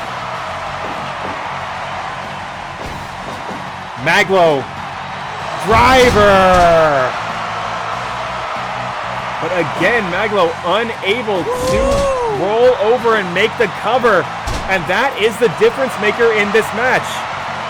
Keeping up with Guerrero is just so taxing physically. And Mag.Lo just struggling to finish the job as that flying head scissors flattens Mag.Lo to the mat. Hooking lariat and Guerrero, he's found his second wind. Big flying head scissors and Mag.Lo in trouble. Big double arm DDT, but Guerrero rolling through. And now it is Mag.Lo sent to the outside. Guerrero electing not to go for the big dive. He wants the sure thing. He wants to be able to put Mag.Lo away. And hold on, Mag.Lo. That could be it right there. That big body press. 2, 3, count, fall. And Mag.Lo hitting Guerrero with everything he's got. He had to find something else. He had to find something he hadn't seen yet. And that body press off the second was exactly what he needed to pick up the victory.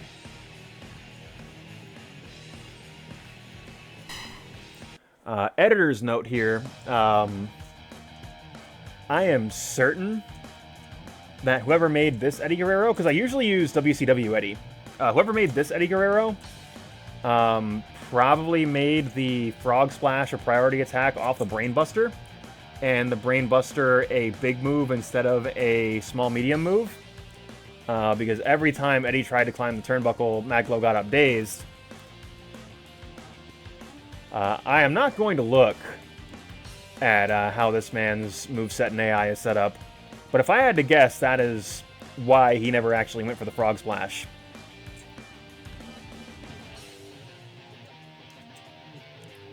It's a very easy mistake to make. So I've been on and off teaching Tyler how to build characters in this video game, and that was something that he was not aware of. That's how that worked.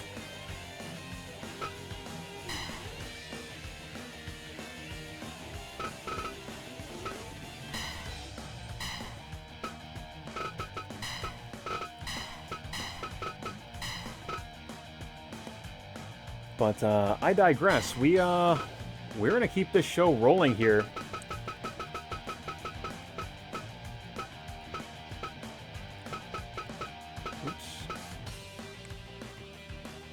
As we have the Dark Order unit challenging the JPW All-Stars.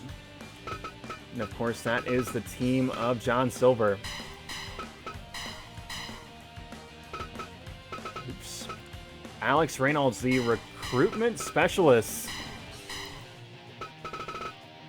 Along with Hangman Adam Page. You know, is this team going to be able to get it together? Is this team going to be able to topple the JPW All-Stars? Well, there is only one way to find out. And that match is right now.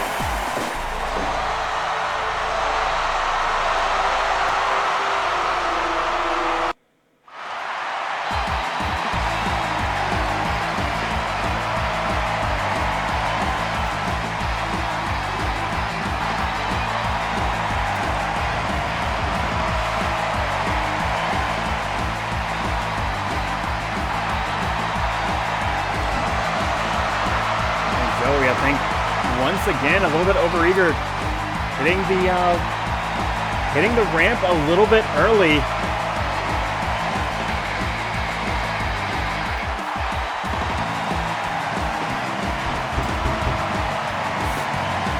Comes Kurt London. Here comes JJ Mondo. Are you ready? Team getting fired up here.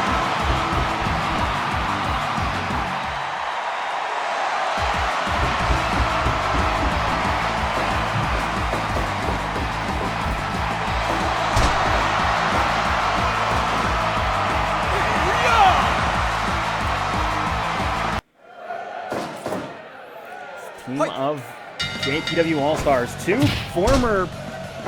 One former and one current JPW champion.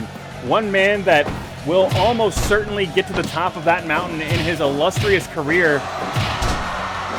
But right now, Johnny is hungry as he is just taking it to JJ Mondo, but JJ utilizing those metal arms to great effect. Silver going for the cover, but no. Not even a count of one. Lift and drop center of the ring. And JJ going back to his own corner, and here comes Kurt London. Oh my God, colossal flip into the center, and could this be it? No. John Silver able to escape at flaming 151, but that was very nearly it in the opening moments of this contest as Silver, he is dazed.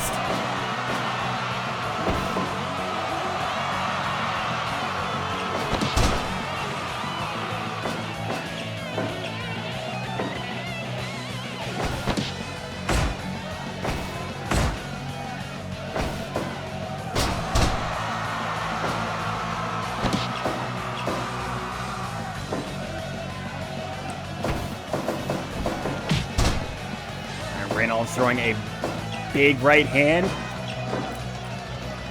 And Kurt London going back to his own corner, and here comes Joey Two Belts, the reigning Judgment Professional Wrestling Champion and the current Trios Champion. Man with kicks, just so devastating, so explosive. They can turn the tide of matches all on their own. And right now, Reynolds has to find a way to keep those at bay.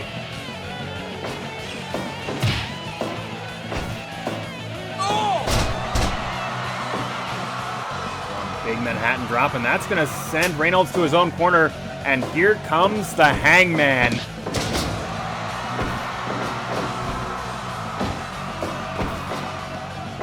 Big lift and drop, suplex connecting.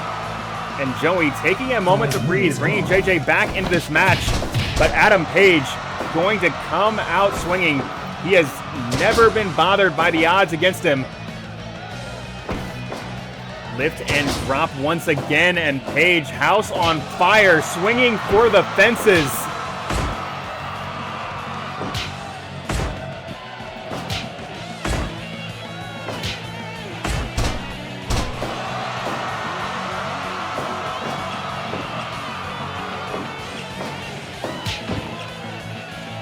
Page able to block that metallic left hand of JJ, and hold on, big double power bomb, and Joey is set up perfectly. Falling fist, but Page able to roll out of the way. But Manhattan drop will reverse the course of the match, and another falling fist, this time from safely on the mat. Manhattan drop center of the ring once again, and Joey trying to figure out how he's going to crack this nut that is the Hangman Adam Page. Delivering a series of punches, and he is not done yet, but right now, Silver and Reynolds just doing everything they can to slow Joey down, but Joey just so very dangerous.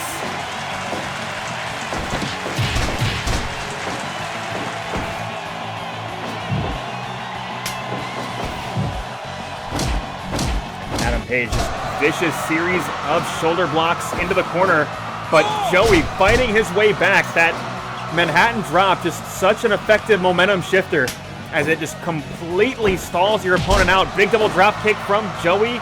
And oh my God, Kurt London, picture perfect moonsault, cover two, and that was nearly it right there. Hold on, standing Shiranui. And Kurt London is on a roll. Come on! Big flipping senton. Is this going to be it? Seems to think so. Going high risk. And flaming 151, but again, Reynolds rolling out of the way, and that could be the difference maker here. 1, 2, 10 minutes gone. 3, Big double suplex connecting. 5, 6, And Hangman Adam Page bringing a foreign object into this match. Another double suplex. This match has completely deteriorated. Harada has lost control. Both teams battling it out on the outside. Harada's count at 13. Big lift and drop to the outside. JJ tumbling down to the mat on the floor. And Kurt London trying to get back to his own corner, but here comes a fresh Joey bag of donuts. Joey 2 belts, the legal man in this match. Big double drop kick once again.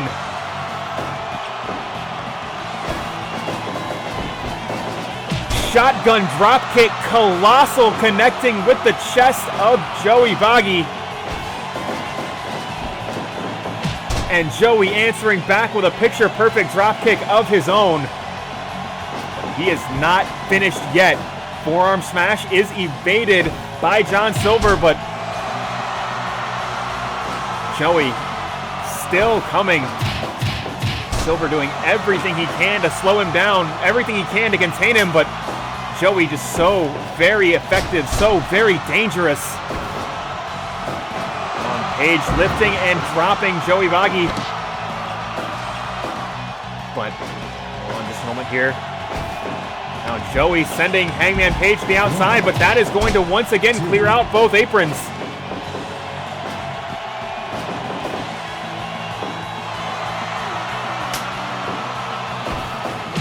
Big double drop kick from Joey and London once again, and these two working in such spectacular tandem. Hold on, cover. One, but only a count of one. Joey able to make the save at a critical moment. Big double drop kick, and London set up perfectly. No. Adam Page able to get that drop toe hold. Ooh, swinging for the fence with that lariat, unable to find it. Shining axe kick to the back of the head. And here comes the powerhouse. Tornado kick fails to connect. JJ Mondo, he's been waiting patiently on the apron for an opportunity exactly like this one. Those metallic arms looking to deliver punishment, and that is exactly what they are doing right now.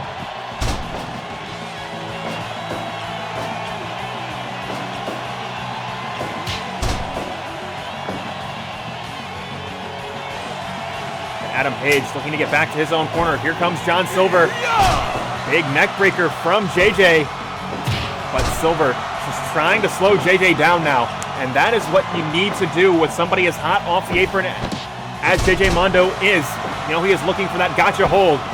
Looking for that vicious series of strikes. But right now, John Silver denying him every opportunity. Silver trying to take this to the top rope, but JJ Mondo having none of it. 1, 2, 3. Brain Buster will connect. And Reynolds is dazed. Hold on, big 450 splash from John Silver. Is that going to be it? Cover. 1, 2. No, it's not enough. And now Joey and London getting the last laugh on the way out. And here comes that gotcha hold. And Reynolds able to make the save at a critical moment.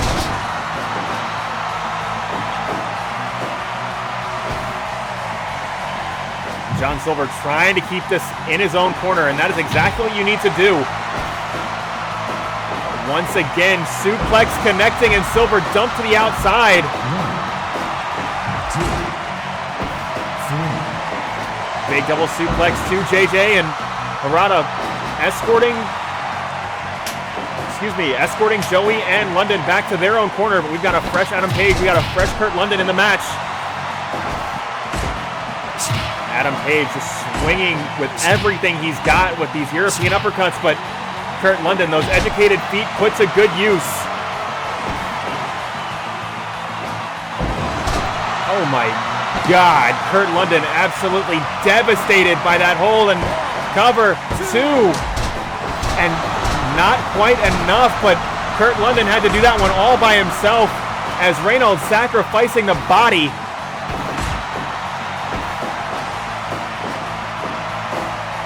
Big back body drop coming from Hangman Page, and Adam Page looking to deliver some cowboy shit right now. Another shining axe kick from the man with the brightest star on Blake's House Professional Wrestling.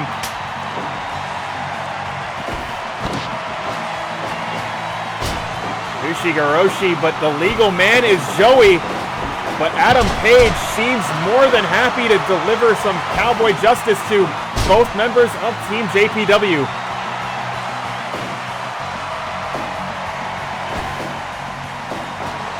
Lift and drop, and Page trying to bring this into that Dark Order corner. And here comes Reynolds now.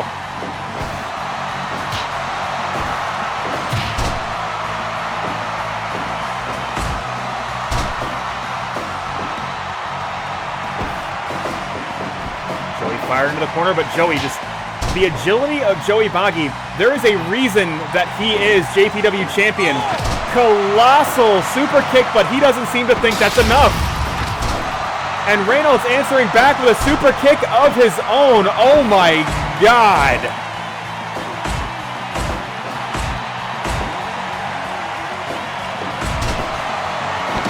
Going for the cover. 1, 2. Oh my God, so close.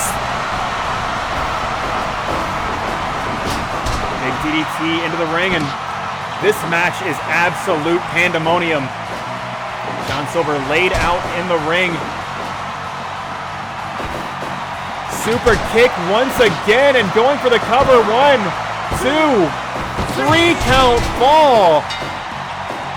Joey Baghi, the champion of Judgment Professional Wrestling, has been pinned. John Silver going for the cover, or excuse me, Reynolds going for the cover, but not enough to put JJ away. But the dynamic of this match has just shifted. The powerhouse of this JPW unit sitting beside the ring, sitting beside himself.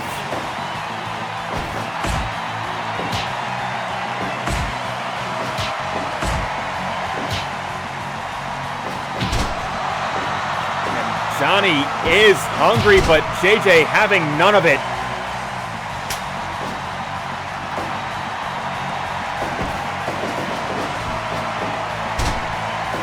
That big flying head scissors, but Silver ducking the hold, and now Canadian Destroyer. Is that going to be enough to put Kurt London away? 3 count fall, it is. Team Dark Order is 1 fall away from KOF Television Gold.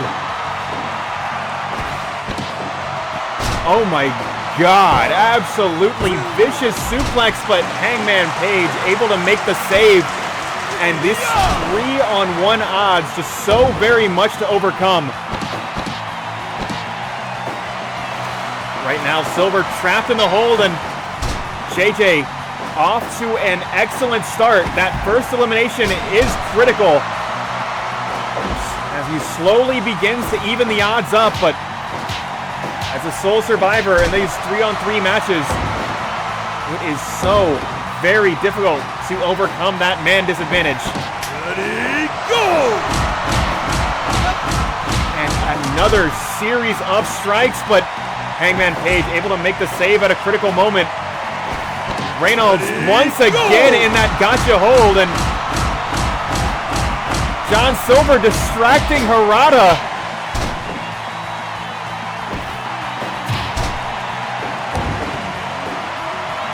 JJ able to shut down this 2-on-1 disadvantage all by himself. The power just inside those metal arms of his, so immense.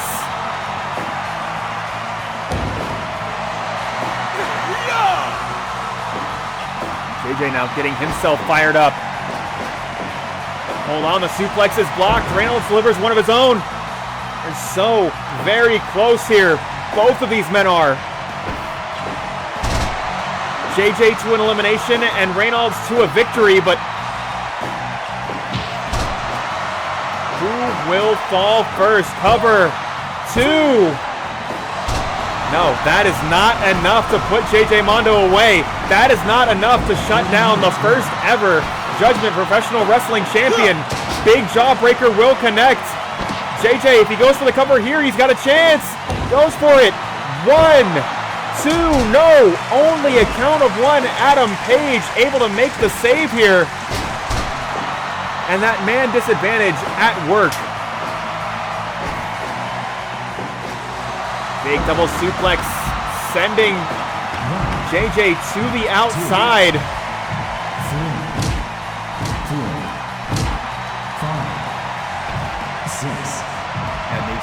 2-on-1 disadvantage on the outside. Silver not getting involved.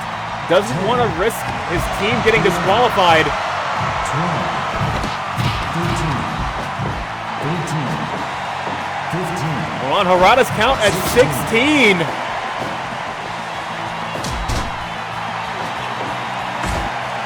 JJ just doing absolutely everything he can, but that could be all she wrote. Cover 2, 3 count fall. And the Dark Order recruitment specialists, Hangman Adam Page, are your new King of Fighters television champions.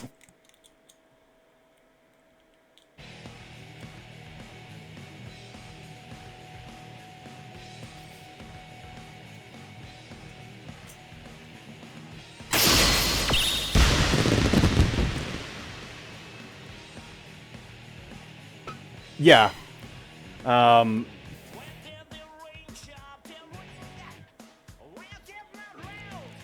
This was the matchup when I wrote everything down, I was the most concerned about.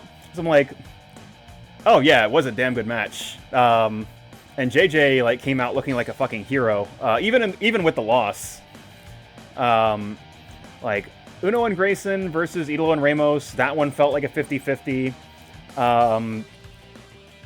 Team -1's favorites versus the Alpizars and Princler, that one felt like a 50-50. This one I wasn't sure about because I don't think Reynolds and Silver are like... If they are more than 150 overall, I would be very surprised. But you know what? They made it work. Sometimes that is all you need to do. However, I need to take a quick break to grab some water because I can already feel my voice going to hell. So what I am going to do, I am going to put up this this match card for tonight's main event. I will be back momentarily. So give me just a moment here.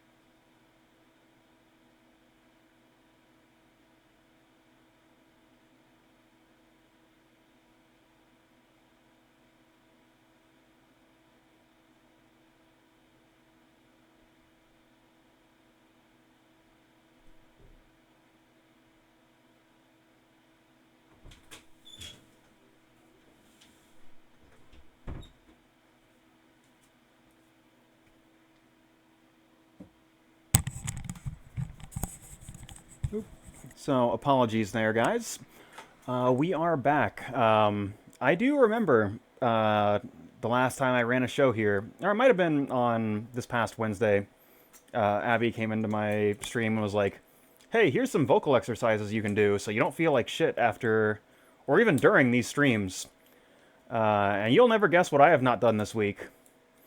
But no, those are like a good idea, and I should just actually start doing them. But I digress. We have still got a lot of professional wrestling left for you guys this evening. As let me see, we have the rematch of JBIII versus Brodie Lee. As mentioned earlier on tonight's program, this is not the first ever Dark Order invasion. But JBIII is specifically requesting this match. As JBIII just looking to further assert his dominance in the world of professional wrestling. But the Dark Order picking up some momentum as they have bested JBIII's champion, quite literally. But JBIII standing in the way of another Dark Order victory, and we will have to get into that match right now.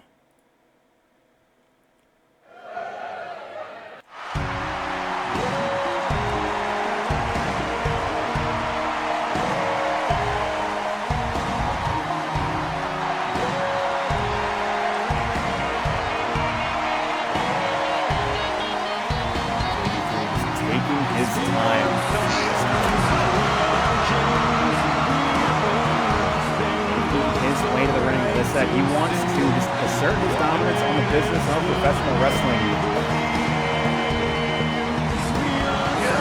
Once again, called out Brodie Lee.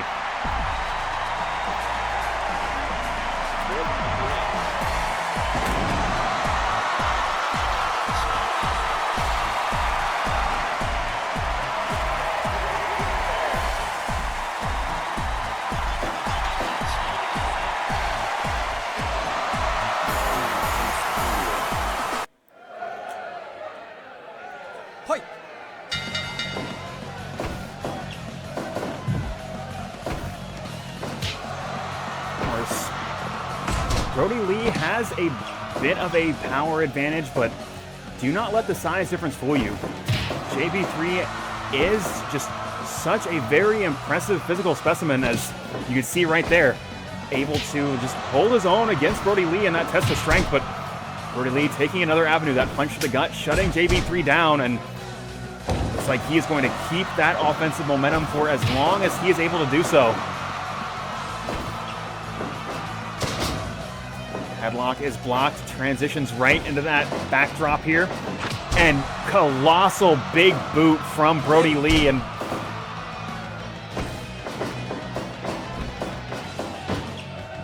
JBIII trying to deliver one of his own, but you are not going to best Brodie Lee in a contest of big boots. Absolutely not.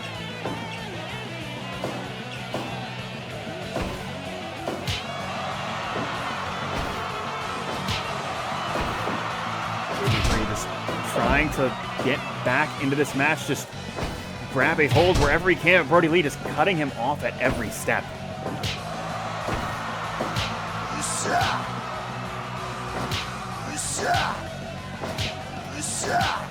These men just delivering punch after punch, blow after blow.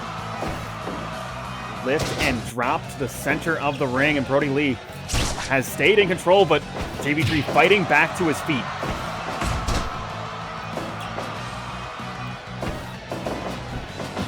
Precision haymaker is blocked, but JBIII not allowing that to slow him down.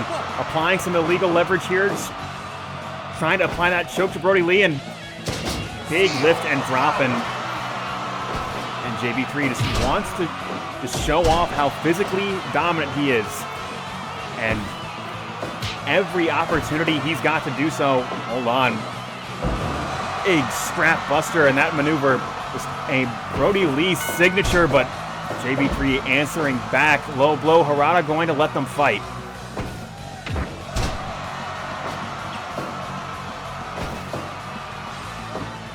And that patented strap buster once again, but JB3 scrambling to his feet, not going to allow Brodie Lee an opportunity to keep up that offensive momentum.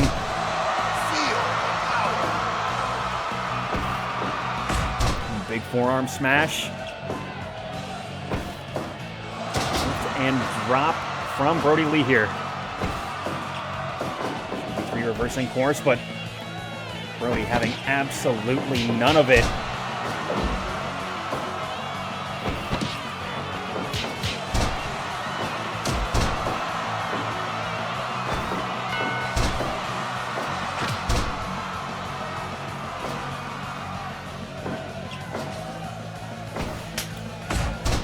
Colossal European uppercut from Mr. Brodie Lee, and Brodie Lee still in control. Big lariat will connect.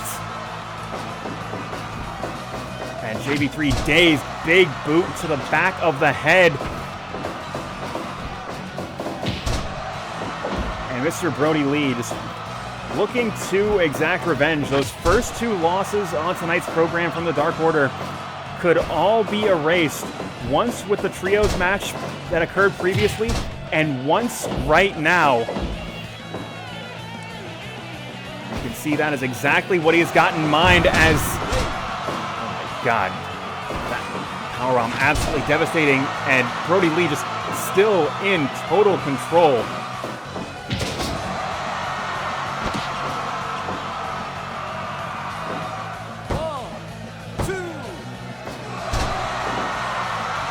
Quite enough.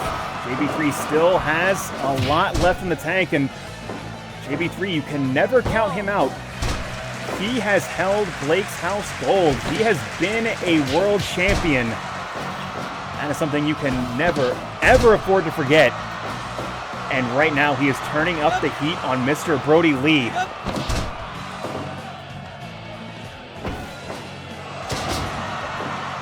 Sidewalk slam will connect, and Brodie Lee back in the driver's seat.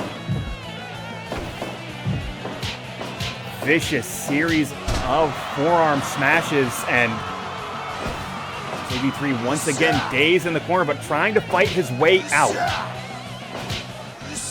10 minutes gone.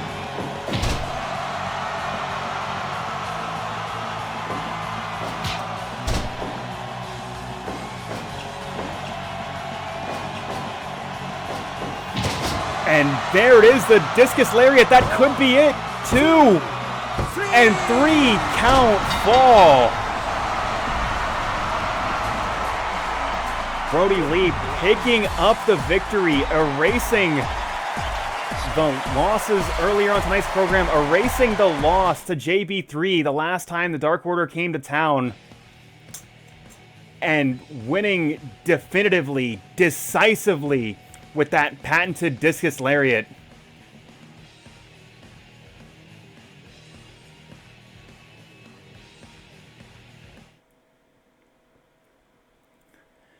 And that is exactly what he needed to do. Again, I mentioned this at the start of the program, right? There are so few legitimately good men in the business of professional wrestling. And by all accounts, John Huber, absolutely one of those men. I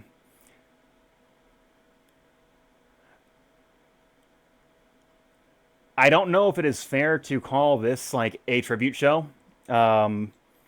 Because like, hey, I am a nobody putting on a wrestling show on Twitch for like 15 people. But, hey, if we can celebrate the life of somebody that has been just a legitimately good man, a good friend to, like, people in the business of pro wrestling, to the people around him, you know what? That is... If we can celebrate that in any way here, I'm happy to do it.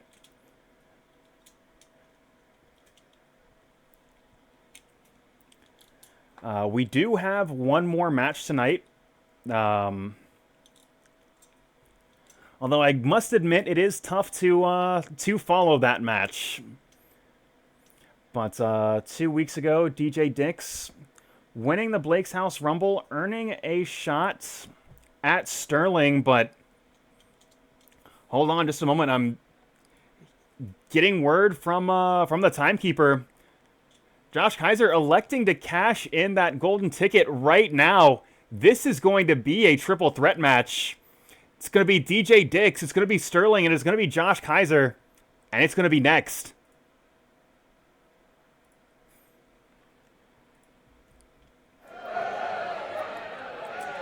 Fight!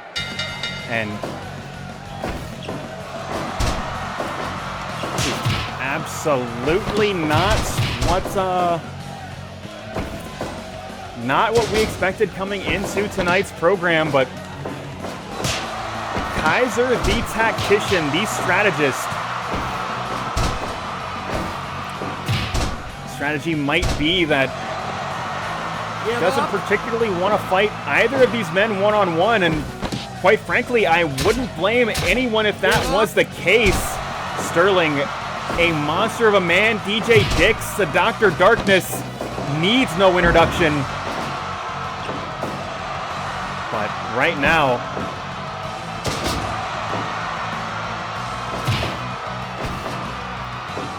all three of these men just going to war in the opening moments of this contest. Of course, this contest is first fall to the finish. Guys are going to be looking for an opportunity. Lock on that rolling death cradle or that patented chicken wing hold.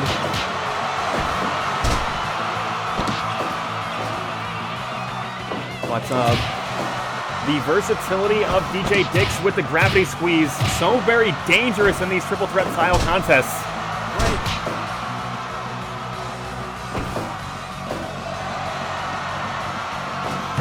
And this is exactly what Kaiser wants. Wants Sterling and DJ Dix to beat the hell out of each other, getting himself an opportunity later on in the match. Big lariat from Sterling now, but his plan possibly backfiring as Kaiser caught in that double powerbomb.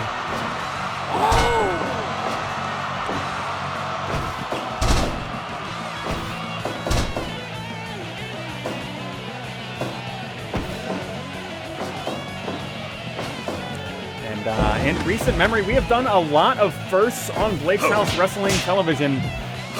This is the first time ever. God! First time ever the Blake's House Wrestling Championship has been defended in a triple threat contest. And Sterling almost certainly furious at this development. He was prepared to go head-to-head with one man, but the dynamics of this match has, oh my God. Tombstone pile driver from DJ Dix, the Dr. Darkness. But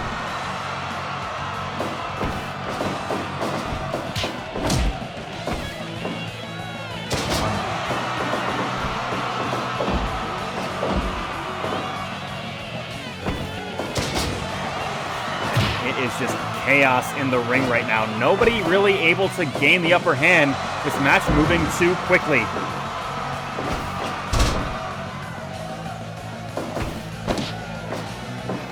Ushigoroshi from Sterling, dropping Kaiser right on his neck, but DJ Dix breathing down Sterling's, not allowing him a moment to breathe.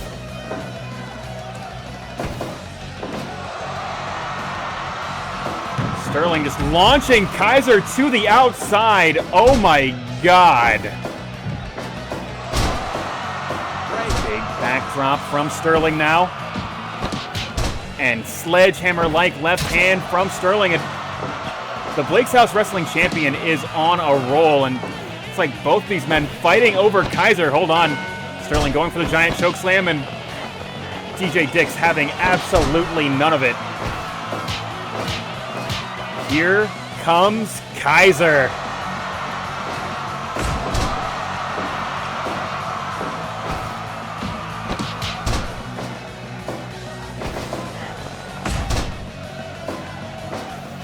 A man that by all accounts, stole a spot into this match. Just looking to just keep that momentum rolling into the year 2021. Big drop kick from DJ Dix is avoided by Kaiser, and that is exactly what he is going to need to do, but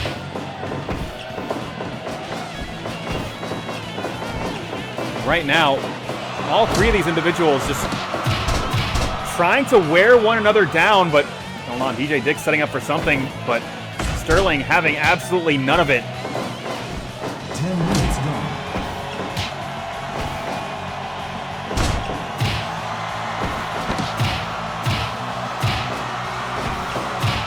And Kaiser just swinging for the fences on all comers in this match. And somehow, some way, DJ Dix has been busted open.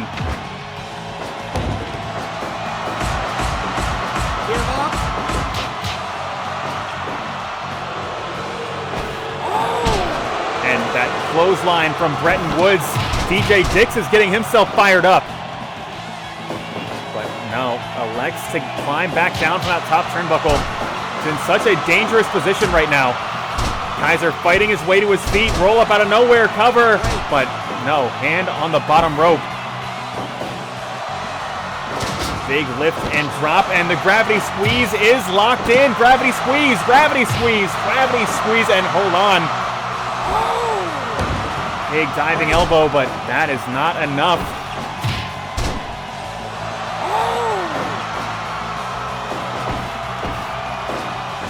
High and low, Sterling caught in the unblockable, and it looks like, oh no. Looks like both of these individuals electing to take it to the champion. Both Kaiser and DJ Dix committed to making sure there is a new champion at the end of tonight. Hold on, big tombstone pile driver will connect.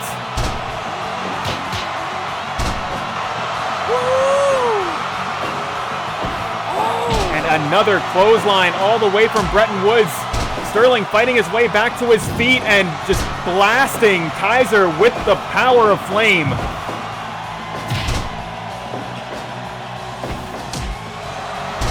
DJ Dix getting himself fired up right now. Another Ushigoroshi. Kaiser just planted on his neck, but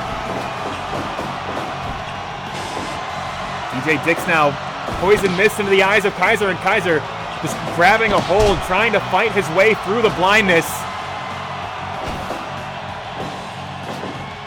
And Muscle Buster will connect.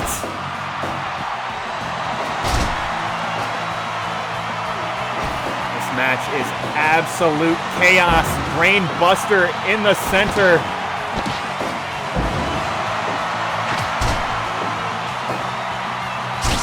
Now Kaiser and Sterling taking it to DJ Dix. DJ Dix so very dangerous. Dinosaur Buster going for the cover, one, but only getting one. And there it is. That is the move that bested. Hold on. DJ Dix allowing Kaiser to pick up the victory. What the hell? Josh Kaiser once again stealing his way into this match. Stealing that golden ticket that earns him a title shot against anyone at any time. Cashing that in on this DJ Dix Sterling matchup. And then with that blue thunder bomb, the same one that bested Dick Boss, he was able to pin the champion.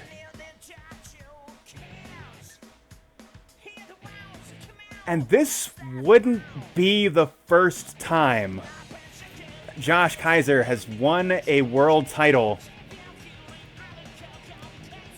on the back of another monster of a man.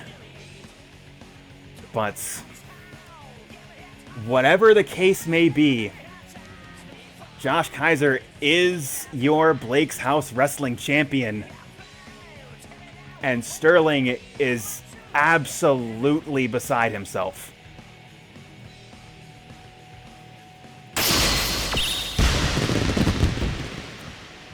Also, Abby, hey, Ian, I appreciate both of y'all dropping in.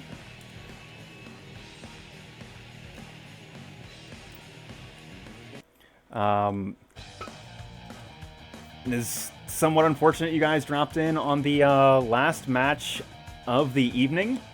Of course, we do still have the bonus match. But before we do that, I mentioned that I would have something to say about the JBIII Brodie Lee match. We're going to peel back the curtain a little bit. We're going to let you guys into backstage at Blake's House Professional Wrestling. Yeah. I can absolutely do that. You want... let me see. Sure, you want to... in the Blake's House Creative Discord, or just directly? Either one's fine.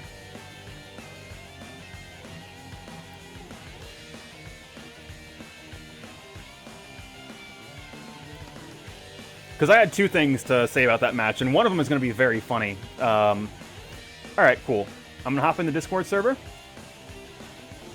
And I'm probably going to need to turn you up a little bit. Alright. So, before I get into also my conversation with you, but like whatever the bonus match is going to be. So, we're going to peel back the curtain. We're hanging out in Blake's House Creative, right? Most of the time, I do not know the outcome of one of these matches before the match happens. Like, part of the joy of playing Fire Pro Wrestling World is shit like the match you guys just saw will happen, where I had no idea that is how that match was going to end.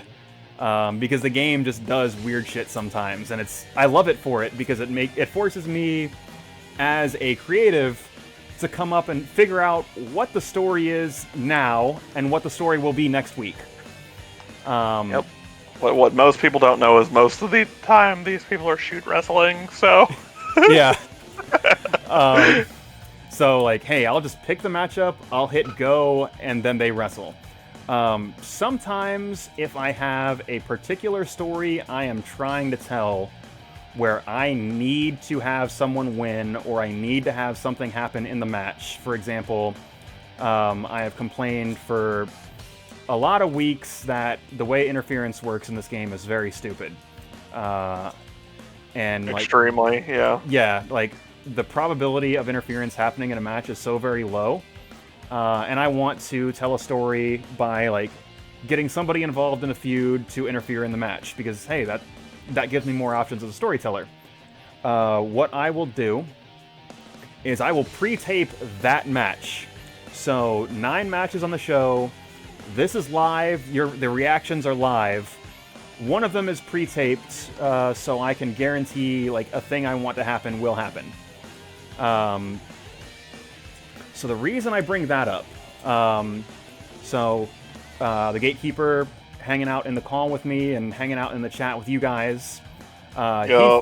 He specifically asked for this match. Like, he beat Brodie Lee in a, like, that match was live. In no way did I know how that match was going to end. We were actually pretty positive my guy was going to get stomped on in the in the same type of fashion we kind of seen tonight. The first go around, because it was like gimmick infringement. The match, that's what the whole bit was. Right. Instead, JB3 went monster mode and kind of turned Brodie into a squash. Yeah, it was very funny, and hey, this game does that sometimes. So, because, hey, half of this card was in honor of John Huber and, like, his career. GK specifically requested that his character lay down in the match. So I pre-taped that match to guarantee that Brodie Lee would win the match. So, let me tell you something you don't know, GK, is I taped this match twice. The other match that I did not air was a much, much better match. But I won. No. It's No? much stupider than that, but the audio was muted. Oh. So what I can do, instead of running a bonus match where the audience picks the wrestlers, I can run that match, and you and I can hang out in the Discord call. That'll work. We'll at least give people something. Yeah. So here we go, everybody. You're apparently going to see a blooper reel tonight where we just don't have any sound. Right. And we had to do a less good take 2. Yeah. So I'm going to put that on right now. So here's another thing that is shit. Okay. So here's another thing. Oh, I don't have the way I have this audio set up. I need to turn you on in this scene. Audio outputs. Let's see. Headset. There we go. Now the audience can hear you. All right.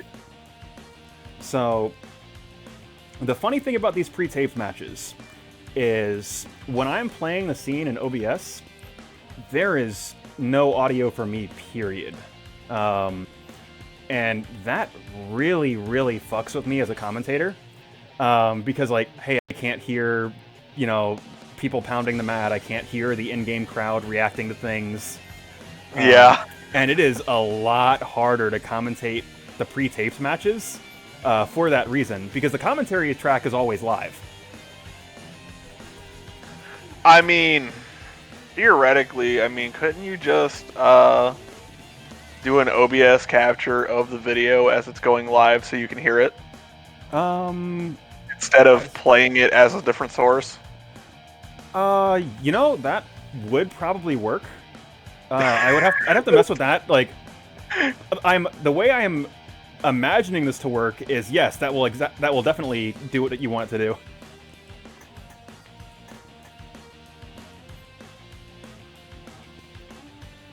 Let's see. I think the audience is listening to the Fire Pro World menu music because in order to get Discord audio to happen,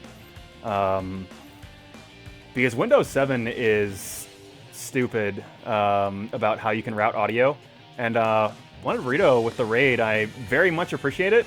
I do apologize for the people in this raiding party because we are technically wrapping up here. And also to anybody in this raiding party, yes, I am aware this game has no sound.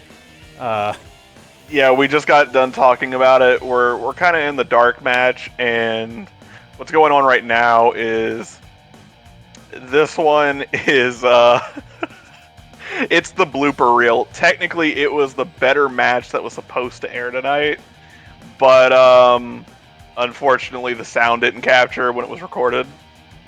So I do have good news for you guys if you do love wrestling, is we do this every Sunday night, 7:30 p.m. Eastern Time, right here at twitch.tv/MondayCindy. It is an episodic wrestling show, which means we're going to keep continuity from week to week. You're going to see recurring characters and storylines that progress every week. And this show has been running for 75 weeks. So I hope y'all come around next week when you aren't watching literal bloopers, because this match I recorded it and forgot to set up my audio, which is why this match has no sound.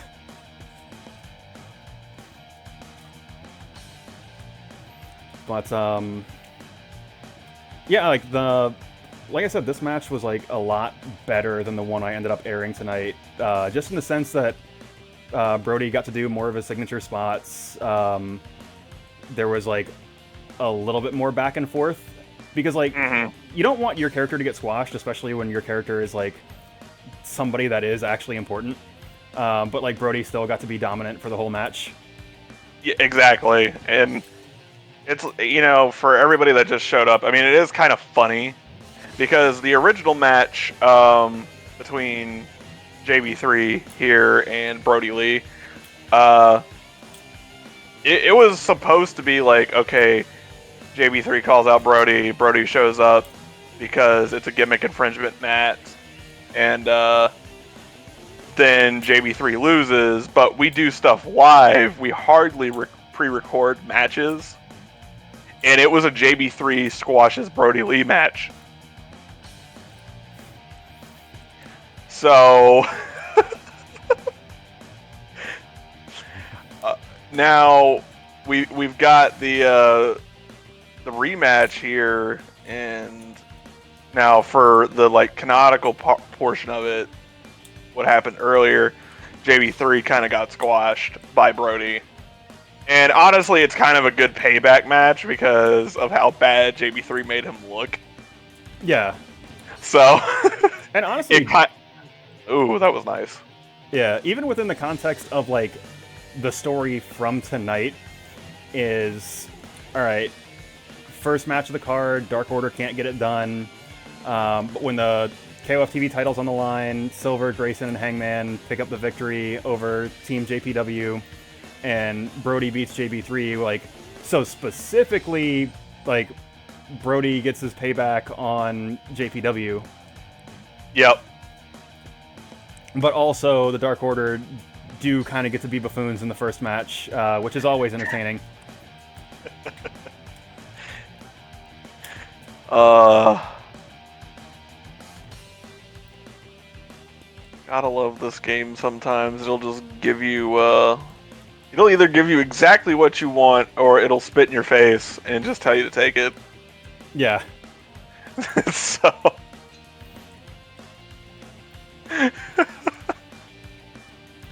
But I do gotta say, like, and hey, being totally open and honest with everybody hanging out in the chat, like, hey, the Gatekeeper is one of my co-writers, and this being partially a, like, John Huber tribute show, that one was all you. Because, like, that, I thought about having a couple Dark Order guys, like, on the show, but, like, hey, specifically getting Brodie's character involved, like, yeah, there's... Oh, yeah, I did mean... some stuff, yeah. Yeah, I mean, like, going behind the curtain, you know, it was... Honestly, it was just... This guy, he was huge in the scene, and it seemed like he touched a lot of people. Yeah. In a very positive way. So, you know, we run this show every week, and... I mean, we're nobody in the grand scheme of things, but... You know, fuck it. You know, we appreciate the business just as much as some of these people say they do. Jim Cornette. But, you know, we're just sitting here doing what we can to put a positive spin on things. And given, oh my god. I loved that spot so very much. And that and the ripcord discus lariat were two things that I'm so mad this match didn't air. Which is why I wanted to play it here. He's like, hey, let's give this one to y'all. Yeah. I did not expect that dive to the outside to happen like that. Yeah. But you hardly ever see it in this game, like, honestly. Mm-hmm.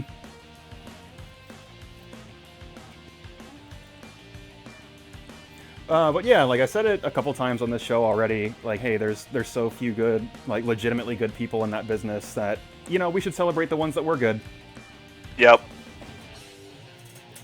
Those are facts. But we are...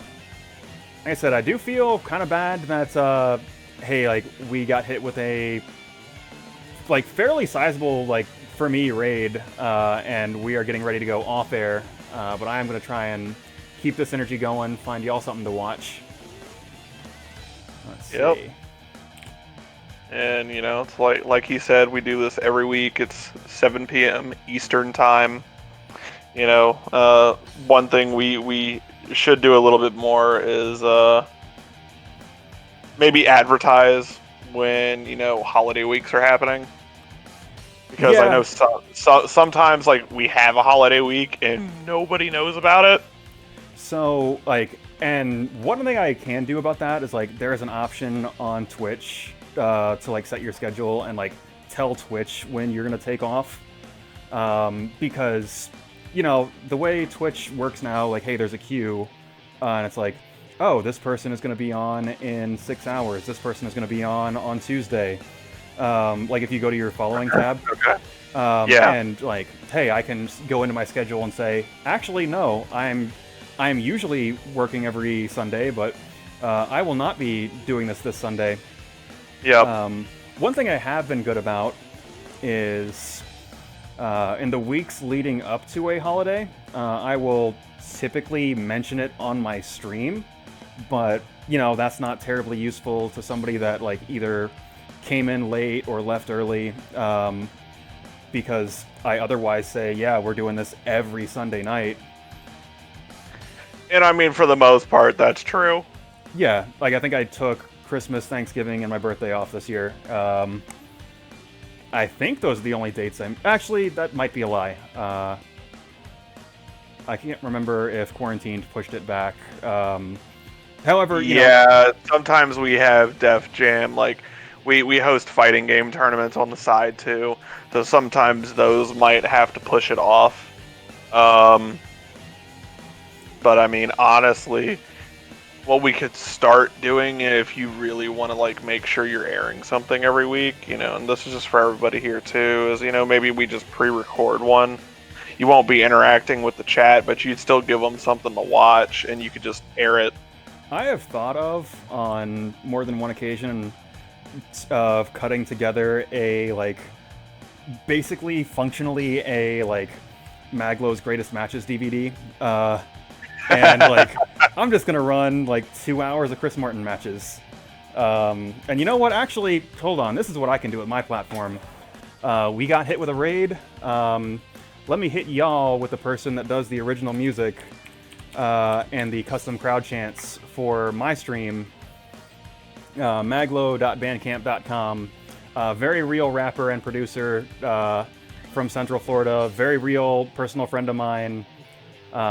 This person does great work, and I want nothing more than to see my friend succeed. But yeah, like, yeah, want to, yeah, so, like, something like that would be kind of rad. Yeah, I'll just cut together, like, some highlight reels of some of my favorite matches, because I have literally over a year of content. I'm sure I could cut together a pretty good highlight reel. But it is just a matter of, like, actually sitting down and doing the thing, which, hey, you've been in business with me long enough to know that is fucking difficult. Yeah, it is. I mean, it's like there's storylines we're still pushing on the side, and I've told you that I wanted to do like a reel for one of the, like, the Kurt London Solarian storyline. Yeah. When we get to that point, but I mean, it's going to be a major task because we're going to have to get all those clips together and cut them in a way, probably with some dialogue over it, just giving some, like, nice commentary over it if we're not going to air it as part of an event. Like, I don't know how you want to do that long term, but that's something we can talk about. I mean, like, I don't mind recording VO, like, over clips. I mean, like, I am the voice of Blake's House Wrestling, and I've got no problem doing that. It is just a matter of, like, actually getting the, like, video cut together. That is going to be the big hard part. But regardless, I see that Blake is streaming, so I think I'm going to throw y'all to him. But give me just a moment here. So yeah, let me do my regular sign-off. As I mentioned earlier, we do this every Sunday night right here at twitch.tv/MondayCindy, 7:30 p.m. Eastern Time. It is a weekly episodic wrestling show, which means we keep continuity week to week, but I'm going to do my best to make sure that this show is just as entertaining for first-time viewers as it is for somebody that's been sticking around for over a year. I certainly hope I'm able to do that. But you can find out for yourself if you tune in next week. Additionally, on Wednesday nights, myself and my good friend Heavy Kira, we hang out, we play NHL 20, we talk about whatever happens to be on our mind on that particular week. It is typically esports related, but we are all over the place. We do that Wednesday nights, 8 p.m. Eastern Time, right here at twitch.tv/MondayCindy. But right now, I'm going to go ahead and throw you to my good friend Blake. Let's see. I never have this queued when I tell people that I'm going to throw to someone else.